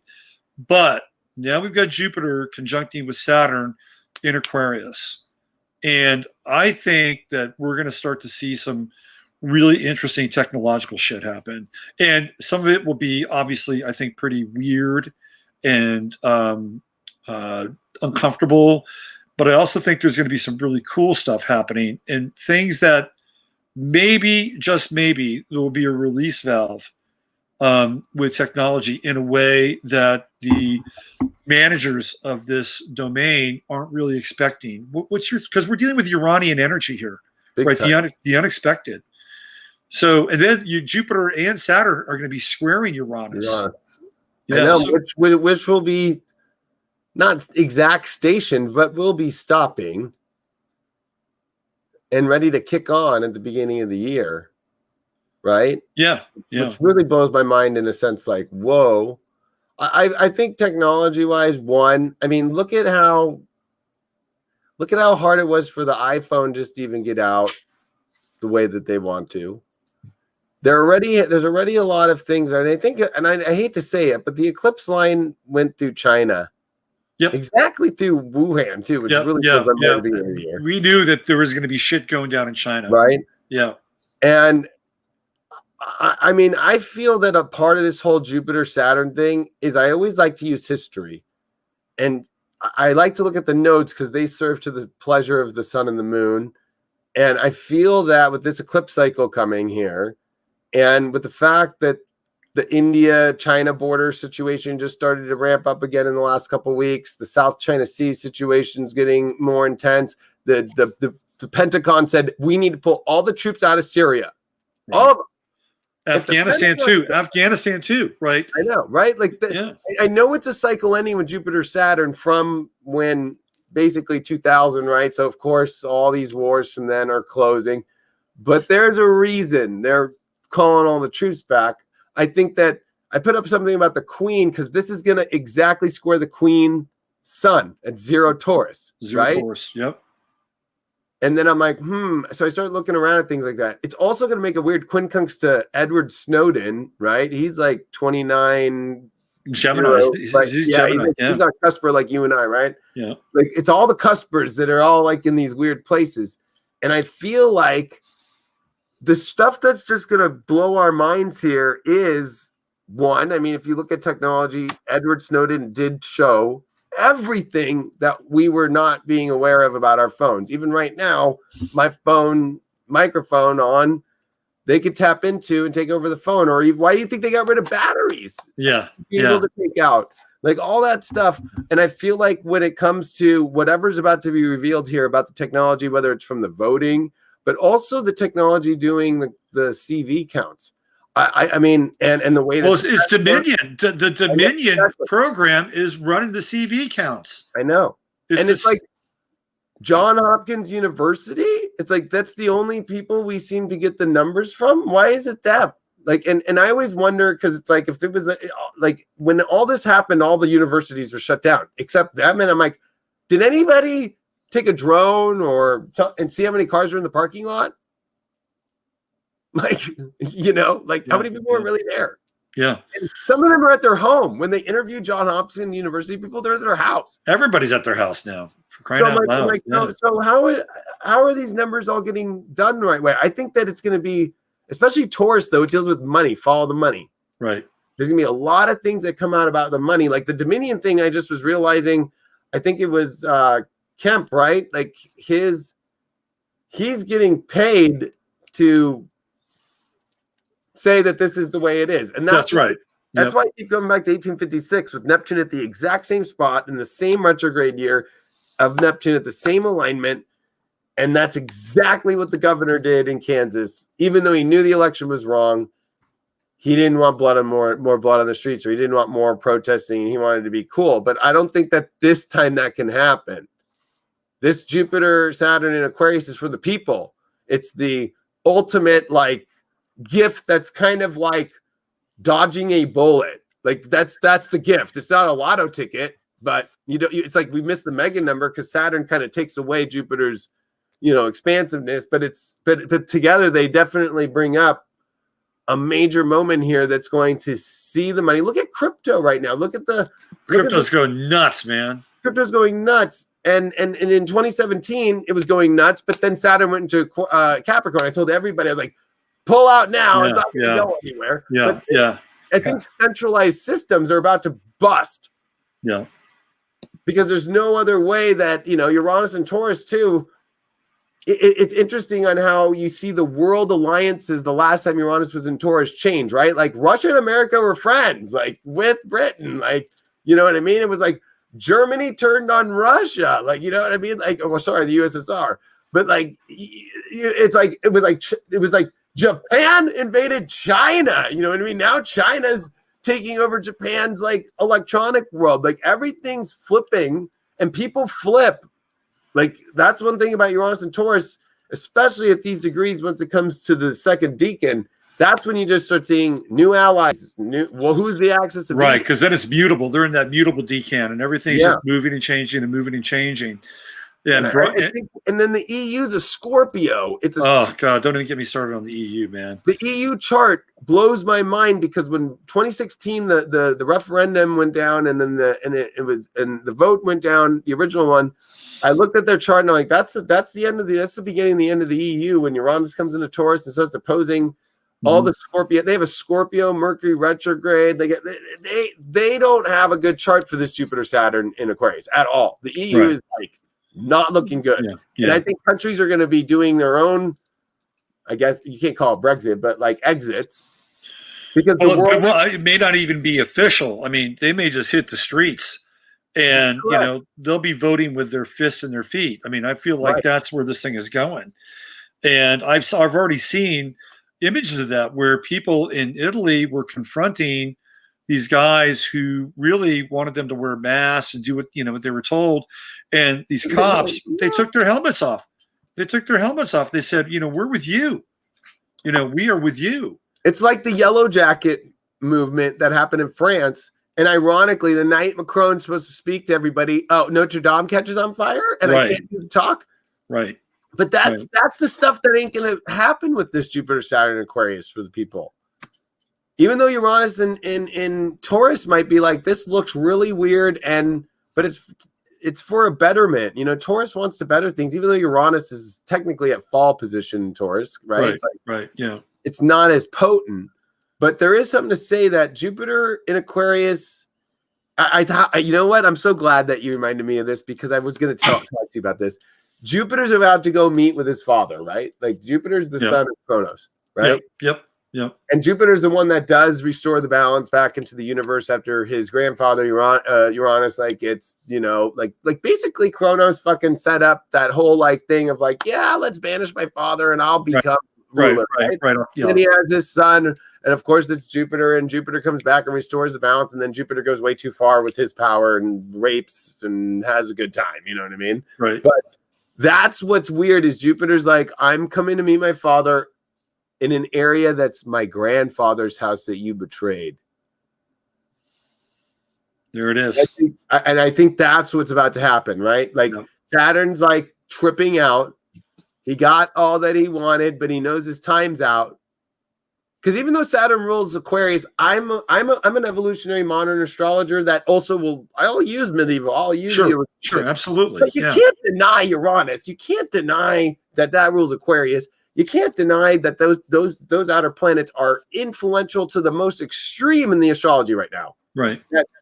That's what I feel that's about to happen. Is the child that is helping his granddaddy out is coming into his granddaddy's house and telling his father, like, don't forget. And then there's Uranus squaring Saturn. I'm not looking as Jupiter. I think Jupiter and Uranus, even though they're going to square, like, let's make Jupiter squares they're interesting. They're not like death sentences, but a Uranus Saturn square, that is a serious break with authority. That is a major break with authority. And then what was the tech companies in 2010 when Jupiter Uranus met? Remember, at the end of Pisces, went into Aries and opposed Saturn, and then remember they were doing that in 2010. Yep. Here's all of that coming up as the 3/4 square point for Jupiter Uranus after they've met into 2010, right? That's kind of crazy. But those squares in 2010, I was actually talking about this, not the squares themselves, but the development of tech. Because, when Obama is running for president in 2008, right? 2008, Obama's running for president. I mean, really, what's going on? There's like YouTube is nascent, and you have MySpace, which is getting ready to shut down. And then in 2010, everything begins to take off with the tech stuff. It all begins to coalesce. Twitter pops up in 2010. Before it was just an inner office tool. YouTube starts to get momentum. So those squares were the building blocks for what would take place in 2016, when really, I don't think the world was ready to see what happened with people taking control of the media in 2016. It was like, holy shit, these people are doing things now that the mainstream media isn't even remotely close to doing. The mainstream media can't run an election anymore, right? That's what happened in 2016. And then now what have we seen really since 2017? It's like, okay, we got to close the exits. And I was looking at Trump's chart before you got on, and that's right around when Saturn is opposing his Mercury. And it's like, okay, we're not going to just shut Trump down. We're going to shut down the avenues of communication that Trump uses and the people that are connected to Trump use as well. And then what I was talking about was I've never seen, in a lot of ways, how, because he's been going through all these oppositional aspects, right? When he got elected, there was Saturn in Gemini. Saturn in Sagittarius, and it was opposing, and it just started to oppose all these personal aspects, right? So through that opposition that Trump was, dealing with Saturn, that was transposed onto the country. And I've never seen a presidential candidate, with maybe the exception of Nixon, where what happened to that president trickled down in such an intense way to the rest of the public. Which that was Chiron and Aries too. Yeah, but that's right. Chiron wasn't found yet. 77 is when they find Chiron. Right, exactly. And that was 69, 70, the Aries transition point. Yeah. And then and we're at the point to where this is where Nixon left, where Chiron is around these degrees. That's right. Yep. So It's weird though that Trump really is not.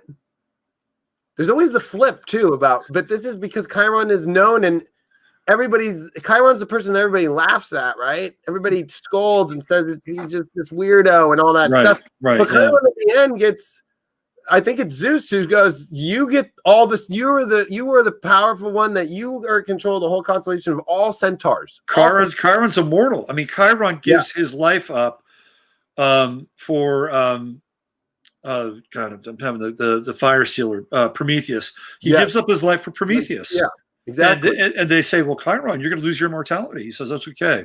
It's all right. I want to take him off of his suffering. Yeah. So, and then to your point, let's get back really quickly now with this thing, right, going on with the Saturn and Jupiter, right? The father, the grandfather, the grandfather and the son, right? Grandson. Chiron and Aries, the individual, Chiron being the arbiter between Saturn and Uranus, comes into play.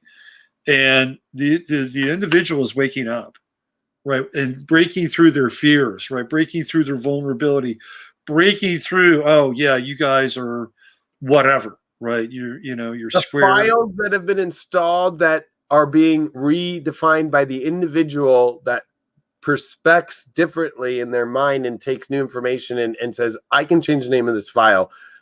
I mean, I'm going to use the analogy because I did a lot of psychedelics when I was young, and that's what happens is you erase all the files of what you've been told in life and how you were, and you redefine it from your soul's point of view. Right. And that's how I look at it. And Aries is pretty simple. It's very simple. It's identification. Direct.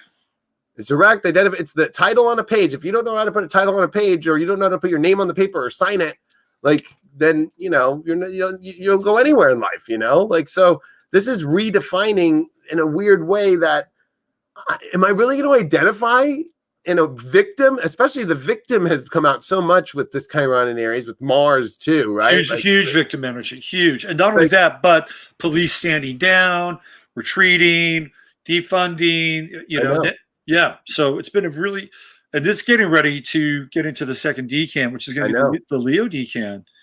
And that's when people find courage, right? Like the cowardly lion in Wizard of Oz, where people find courage in the second decan of Chiron.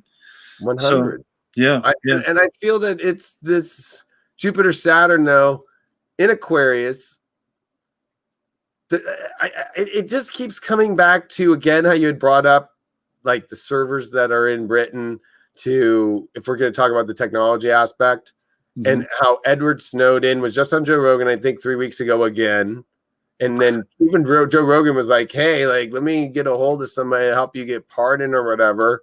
Like, you have no idea. Like, I've always thought that Edward Snowden is going to be one of the ones that breaks it all again.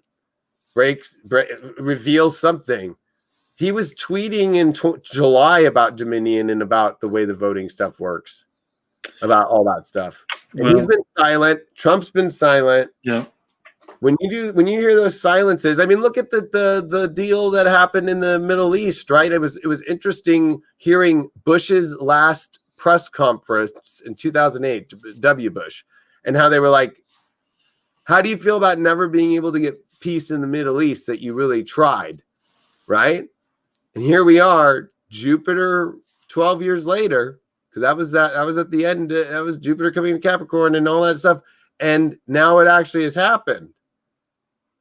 And there's this interesting element that this Jupiter Saturn now is going to be, especially with the square to Uranus, flip of individual countries who are like, who all wants to be sovereign or who wants to follow this bullshit that I don't want to be part of. And I think it's going to be a massive breakthrough in where individuals, but mainly you're going to start to see countries now start to go, no. Who's on the same? Who sees the same facts that we do? Right. There's also been that lawyer in Germany who's putting up against the crimes against humanity right now case. He's got all the evidence. He's got a whole team of lawyers. He went up against Deutsche Bank. He went up against Volkswagen for the diesel thing in 2015. Right. Yeah. That guy's throwing cases against the UN, the WHO.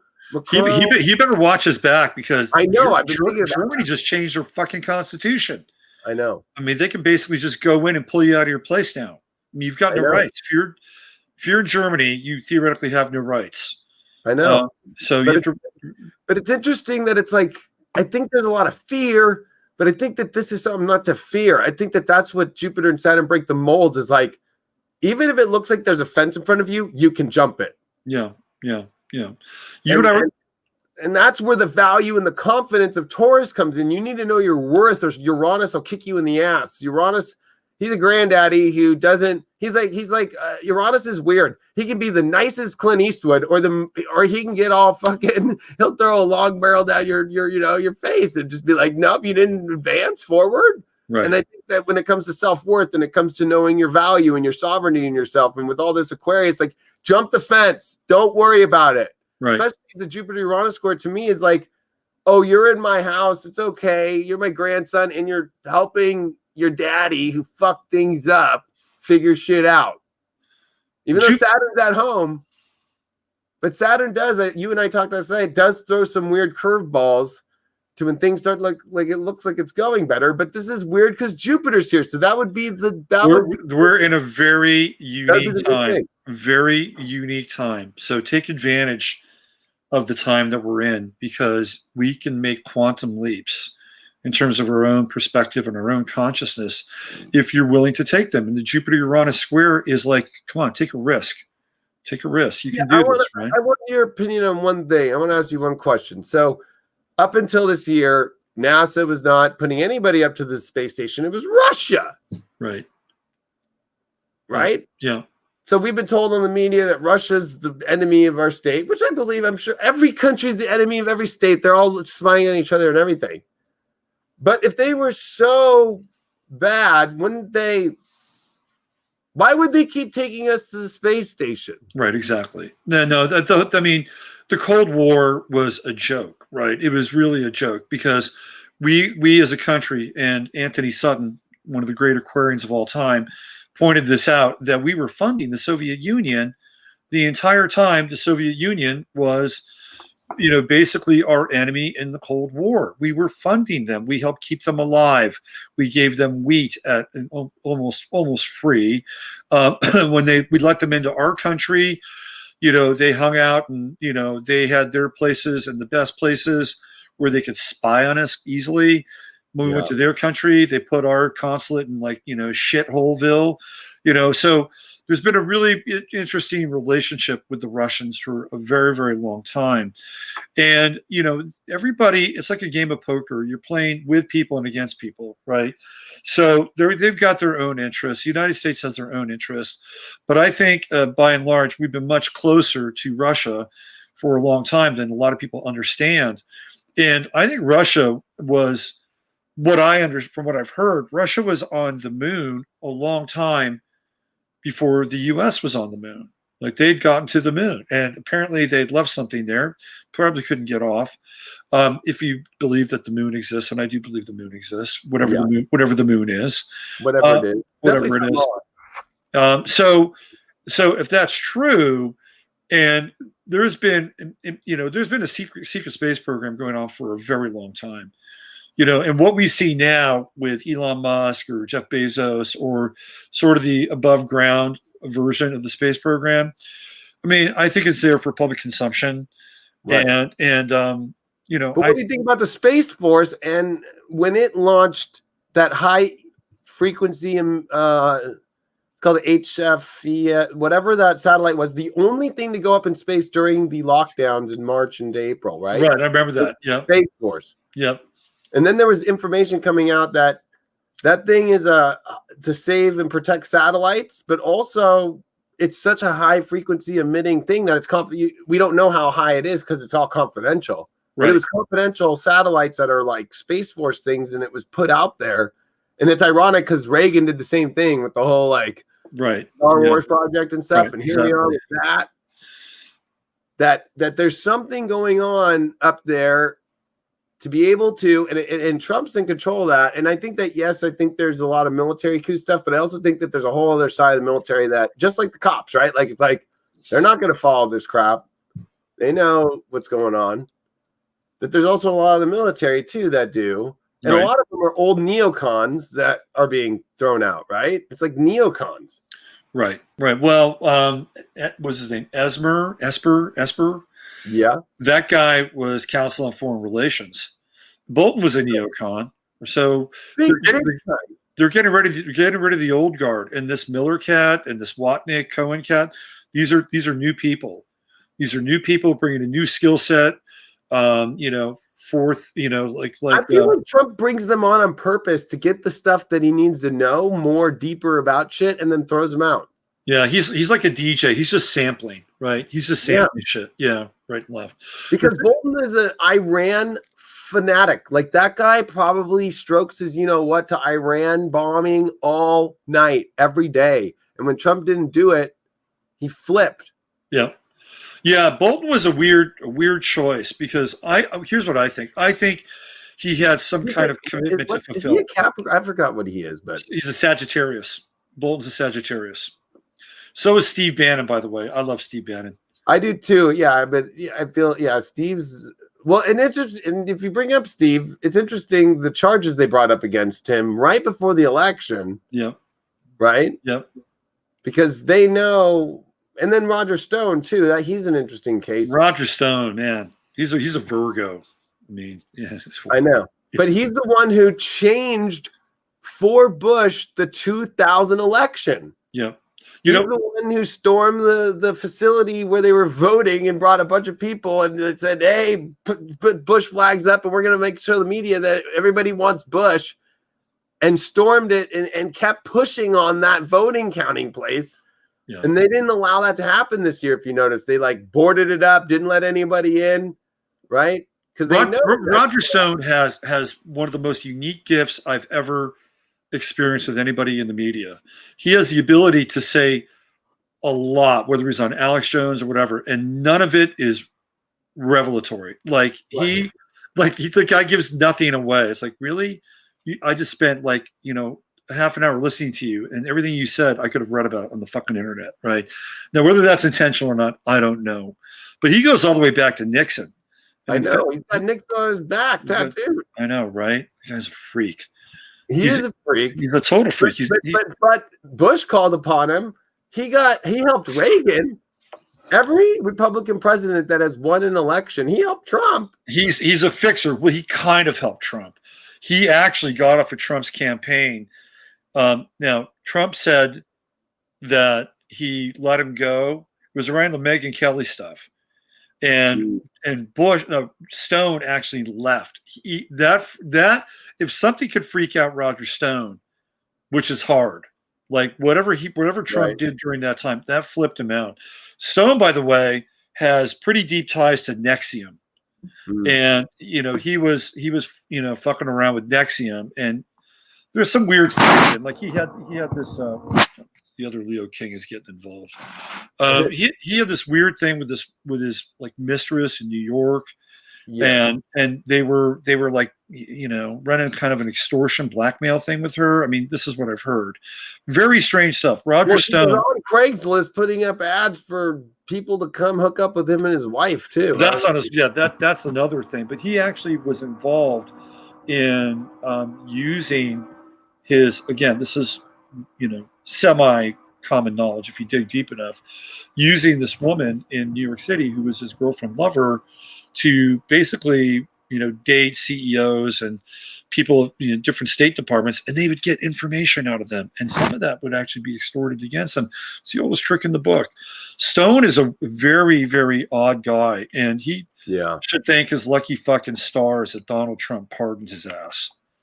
Because I think what he gave him to where it's not like a full pardon, right? It's just like he's exonerated from the charge or from not having to go to jail for those charges. But exactly, he does have to go to jail, which is But so that's kind of ironic. It's kind of like, all right, I'm gonna make sure you. It's almost like a leash thing, like you can't go do something crazy because like I've got you, brother. I've got you.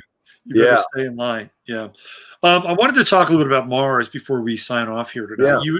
Yeah. You and I were talking about this yesterday, and I really think it's important for people to understand that Mars is going through the personal signs all throughout 2021, because people want to know, what about 2021? For me, Mars is the headline. It's going to go through Taurus. It's going to go through Gemini, Cancer. It's going to go through Leo. Gemini too, by the way. With the North Node in Gemini. So for me, that's like, okay, the universal message here is get your house in order, right? Right. Get your house in order. Get your money in order. Get your communication in order. The world around you, your community, your home, your health, your relationships. Because after that, boom, Mars is back off into Scorpio next November. And we're back into the outer planets again, or the outer signs. So we've got a year, I think, to really ground and make sure you have everything you need so that when that time comes, you're ready. You're ready to take on whatever. With Jupiter and Saturn in Aquarius, because the sextiles from the North Node and everything that are coming with Mars there is going to be like, you gotta have community. Like I just did an event last weekend that I went to in California, which you'd think, what? It had 100-something people. And it was all about like love and people associating. People were like crying because it felt so good to be around community. Yeah. And like the cops came 4 times because it was so loud. And they're like, we know what you're doing. Just like there's 6 miles away, there's the next neighbor and they're hearing the bass. But that's where it's at. Is like people are going to have to jump fences with community. You can't just do the whole, like, I'm just going to sit around and just stick on Zoom for the rest of my life. Like, that's not healthy. And No, that it's is not. not No. when you talk about getting the personal stuff in order, what is in those outer realms that are in the non-personal realms are Jupiter and Saturn trying to build a 20-year coalition of community. Right. And whether or not that's going to be stripped away or not depends on how people deal with it. And I think that Uranus and Taurus is like, what's more quality to you to advance your life? Physical or non-physical? And that's the hard question that people are going to have to battle in themselves. And it's not like this Neptune stuff's going away, especially this last decan is where the most divisiveness comes. It's very Martian. And this is what brought on civil war and stuff like that. Right. And I think it's important for people to not get lost in this next round, as you say, with Mars, because we also are not going to have a Venus retrograde. This is a great 2021. It's like, you kind of like try to find all the hard transits. And it's like, oh God, after coming out of 2020, it's like, you know, you even see Jupiter and Neptune in the same sign. We never see that in our lives at least, right? Jupiter and Neptune in Pisces for a moment, both ruling that sign. Right. Yeah. Just for a minute, just for a brief minute, brief respite. Yeah. But that's what 2022 is about too. 2022 is big time Jupiter. And that's about people got to see the vision. I was born with Jupiter and Neptune in my chart conjunct. I just have a vision that never stops. And anything that's going to stop that vision, I'm like, then it's not from the divine. Right. Yeah. People got to open up their self to realizing that collective and people is everything we've got. That's where Jupiter's going to pay you off. That's where Saturn's going to pay you off. And that's the ultimate payoff of your life. Taurus was 2000. And it triggers people when I say this. I'm like, if you didn't know your value, if you didn't work hard and build something yourself, you're left here at the end of Jupiter Saturn. Like, what the fuck happened to my life? But yeah, you didn't try to build something. You didn't try to create something. You didn't know your worth. You didn't know your value. You didn't pay attention to the lesson. Right. And that big lesson now is community, connection, and new ways. I feel like there's a new internet that's going to be built, like another layer that's going to come in this 20 years to connect people. Right. Like whether, especially if we're technology is going to go to the craziest extremes. Yeah. There is going to be a way for people to connect in different ways. And the first thing you do that is like in physical realm, and then it manifests. And I think that that's going to be the thing that people are going to have to do. It reminds me of Timothy Leary. It reminds me of the 60s, right? And just this, like getting in a bus and just traveling around the country. Right. And how people started spreading that message of love so fast, so quick, so intense. No, it's happening. I mean, it's already happening. Like wherever you check in on the whole, MAGA, always Trump, Patriot thing, you look at what happened last weekend when Mars was direct, right? It was direct. And those people were showing up in Washington, D.C., a million strong. A million fucking strong. There's no million. I'm like, how do you know that? A million strong. And the vibe was so different than these synthetic, AstroTurf, BLM, Antifa riots. I mean, they really were. They're just riots, and very different vibe. And that energy is moving forward now, right? And it's an energy that's really built on something very, very different. And one of the things that I've always been intrigued with the Aquarian factor is how we can all show up and be just ourselves and just be as individuals we want to be without any sacrifice to that. But at the same time, we're connected to everybody else in a way that they show up and we're all there together, right? We're all there together in our fullness. And it just happens that way. You don't have to legislate it. You don't have to, do anything like that. It's a really organic thing. And I think we're ready. I feel like we've gone through a lot of lessons, and a lot of people are really scared and they're terrified. And a lot of them are wearing masks. Okay. And I think they're freaked out over where this whole thing is going because it's not controllable for them. So I think this is tap into things like your grandparents, your parents that are older. They tap into areas that affect your emotions, but it's Capricorn, right? Which is, I hate to say it, but Capricorn's, you gotta separate. And Jupiter or Saturn, Pluto with Mercury and the Sun, and Mercury's hermetic. You gotta let go of the emotional stuff for a second and look at the facts and go off that. And I think that when you say that alignment of Aquarius, it's everybody has a place naturally by the divine order of the universe. Yep. Like tribal energy, like there's a guy, Rod Suskin, he's an astrologer and he's great. At every UAC I go to, I connect with him. He's a South African astrologer and he's actually a shaman in Africa, but he's a white shaman that goes into the tribes of Africa and is a shaman. And he actually did it all. And one thing that he tells me is in every tribe in Africa, there's always a place, even if somebody's, got like, I don't know, they move their arms a bunch and they can't do much. They give them a stick and they make them a broom. And, right. That's what he does. Right. Everybody has a place. Nobody is like segregated in the sense that, oh, you're this and you need to go here.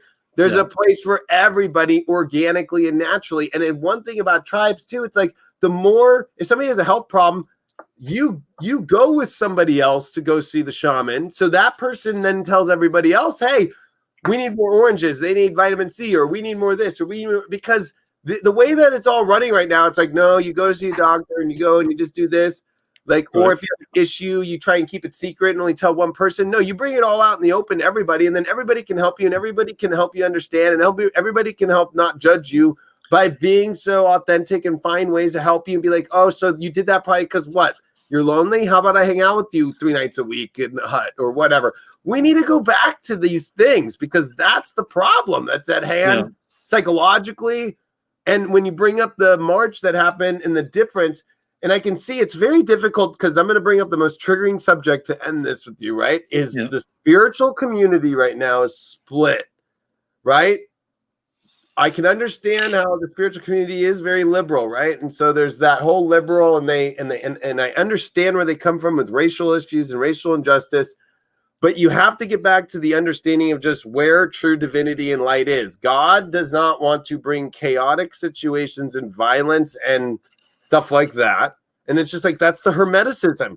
You got to disconnect for a second and you got to look.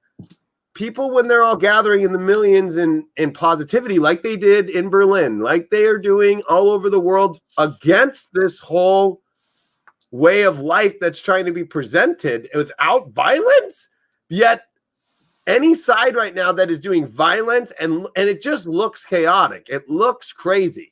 Yeah. You can energy feel it. Yeah. And it terrifies people. And it brings the government, it brings private citizens, it brings business owners, it brings everybody in chaos. Mm-hmm. When you see that, that is not from the light. I hate to say it. It is not from the light, no matter how much you want to try and fucking throw all of the South Node Sag belief shit onto it. Or this should be this way in life. This should. It's all the shoulds and the woulds and the coulds and how it should look. No. Right. It's not should. It's factually what it looks like. Factually what it looks like. Yeah. Yeah. Well, I think chaos has a way of shaking certain things out, which I think is important, but you can't build a cosmology on that, right? You can't build a cosmology on just strict chaos because ultimately it is just it's a cul-de-sac. So, and you can feel the difference too. I mean, you can feel the difference when you see 1 million people get together and they're basically, consecrated about a certain ideal, whether it's love or freedom or truth or America or each other or the country. It's a very different vibration, and it has a very different emanation than, the darker aspect. But we've seen this now with this Gemini, right? We've seen one side of the true node in Gemini. We've seen the darkness. We've seen the chaos. We've seen, shops and stores that have been burnt and businesses and lives ruined. Now we've got the other side of that true node coming, right? We get to see the other part of this thing. And, in the end, it'll all be balanced out. But I think we're all looking forward to, more of a divine order, not an imposed order, but a divine order that comes organically. And I think one of the things that's really important is that we build bridges. And, that brings me to saying thank you to you for being here on the show and building a bridge between my world and your world. And hopefully we'll be able to do more of that. And 100%. I appreciate you so much. I think you're doing such great work. You show up every day. You help people see everything. And you look at it from all angles. And that's what an astrologer does. And you actually, people might think you're biased because it's not. It's like it's very easy to see as an astrologer where things are at when you understand where the planets are at. Right. And it's like when you look at anything that's trying to control right now and take away things because of these intense energies in Capricorn, that's not biased to look at the things that are trying to get away from that. Right. Simple stuff. Yeah. And Yeah. that's hard in this astrology community because I'll call it out, dude. You're a true astrologer. A lot of astrologers are biased right now, trying to go with where everybody else is going because they're too afraid to say the truth or say whatever, or they don't even want to look at it. I don't know what it is. But this is about stuff that goes way beyond. I mean, especially as an astrologer, we have been suppressed forever, and we don't own that victim role. But it's there, though. Right. So I don't understand where a lot of astrologers right now don't step up like you and just do it and just say it, because this is even the Canada Governor General in her statement says, I am going to try and stop people who believe in, she goes, I can't believe people still believe in astrology and that's pseudoscience. Like, that's where these very left liberal stuff is at right now. And when they, even on the House, in Senate, when they were grilling Zuckerberg and stuff, he goes, I forgot. I think it's Coates, right? Or Democrat. He's a Democrat. I think it's Coates or whatever, or Coop, or I forgot his last name. But he said, "Where I see you've already got, the political thing where you're making sure that we need to go to climate change next." I'm like, "Oh, okay. Oh, all right. So what? So now they're going to start saying anything about climate change. What's after that? That's Right. the big question." Right. And that's the science. And that's the last thing I want to say is Saturn, Jupiter in Aquarius with the square to Uranus is the science that's being told to us from the science elite is trying to be the new religion. Right. And it is not science. It's not, because it's not proven. Even there's guys like Ben Davison, Suspicious Observers, he's not a scientist, but he's showing that all their theories of dark matter are being blown out of proportion right now by all the photon and all the light. And that's just another sign to me of how much light, or all the galaxies actually do touch each other with light. They fan out with light protons that go so far out and touch the next galaxy, which means they're all connected. Right. Yeah. And so I just admire you, and I appreciate drawing that bridge that, and even to other fellow astrologers who might think I triggered them by saying stuff like that, it's like the doors are always open and we're all willing to hear everything. But it's definitely a time where you can't deny anything trying to take away your sovereignty or take away and control you is what you have to, as a self, remember that you have to hold the line within yourself and know your values, and actually just know the basic understanding that you have a divinity law and destiny that is not meant to go that route. And you also have actual laws this life that are in your favor, and you got to hold them. And there's not a judge or a lawyer that's going to be next to you doing that. It's yourself, and that's the test with Uranus and Taurus. Because people chose in many ways, and that's another trigger in the World War II and stuff. There were many doors and options to know what to do and when to do it. And when you put it all into the hands of others and not your own, that's what the lesson of Uranus and Taurus. It doesn't go well for you. Right. Yeah, absolutely. Bring it on home. David, this has been great. Thanks again for coming on here, and just keep doing your thing, keep cranking it out. And you're welcome here anytime. And you're welcome on me. I'm going to bring you on. We'll set that up on my channel. All right, that sounds great. All right, I want to get into your story. All right, sounds good. All right, Leo King. We'll see you down the line, brother. All right, Robert. You take care, brother. You too. Much love. Let's give it up, man. Let's give it up for the Leo King, David Plummer. What a great time. Super generous with the time, super generous with the information. You just got close to 4 hours of top-notch, top-flight astrology. I got about an hour, almost an hour and 50 minutes coming in strong with the first 2 hours going solo, and then David came in, and we just took it to a whole nother level. So mad props to him. All right. There'll be a link in here if you want to support the show with a little donation. Of course, I'm doing readings as well for people. You can go to robertphoenix.com. I got some issues with the website. I apologize for that. You can still sign up and get some readings there. If you want to do an everything reading, you have to connect with me personally on that while I fix the linkage on that page. Chatlandia, you're the best. Everybody who's new here, welcome. I know a lot of you came over here to see and connect with David. I hope you enjoyed what you heard here tonight. And guess what? I'll be back tomorrow. A little bit of a different show on Mondays over on the other channel, 15 Minutes of Flame. So with that, use your head in order to discern what's real, your heart to see what's possible. These are amazing times, okay? Don't forget that. They're difficult, they're trying, they're challenging. These are birth pangs, but they're amazing. And David said one thing that I repeat on my daily show as much as I can: hold the line. Okay, you got to hold the line. Know who you are, claim it, and hold the line. If you're off or you're not clear, guess what? You'll be shown, and you get to figure that out. You get to course correct. And it's all good. It's all good. All right? All right. Here we go. So bye for now. And we'll catch you guys in the morning over on the other channel. Have a good evening.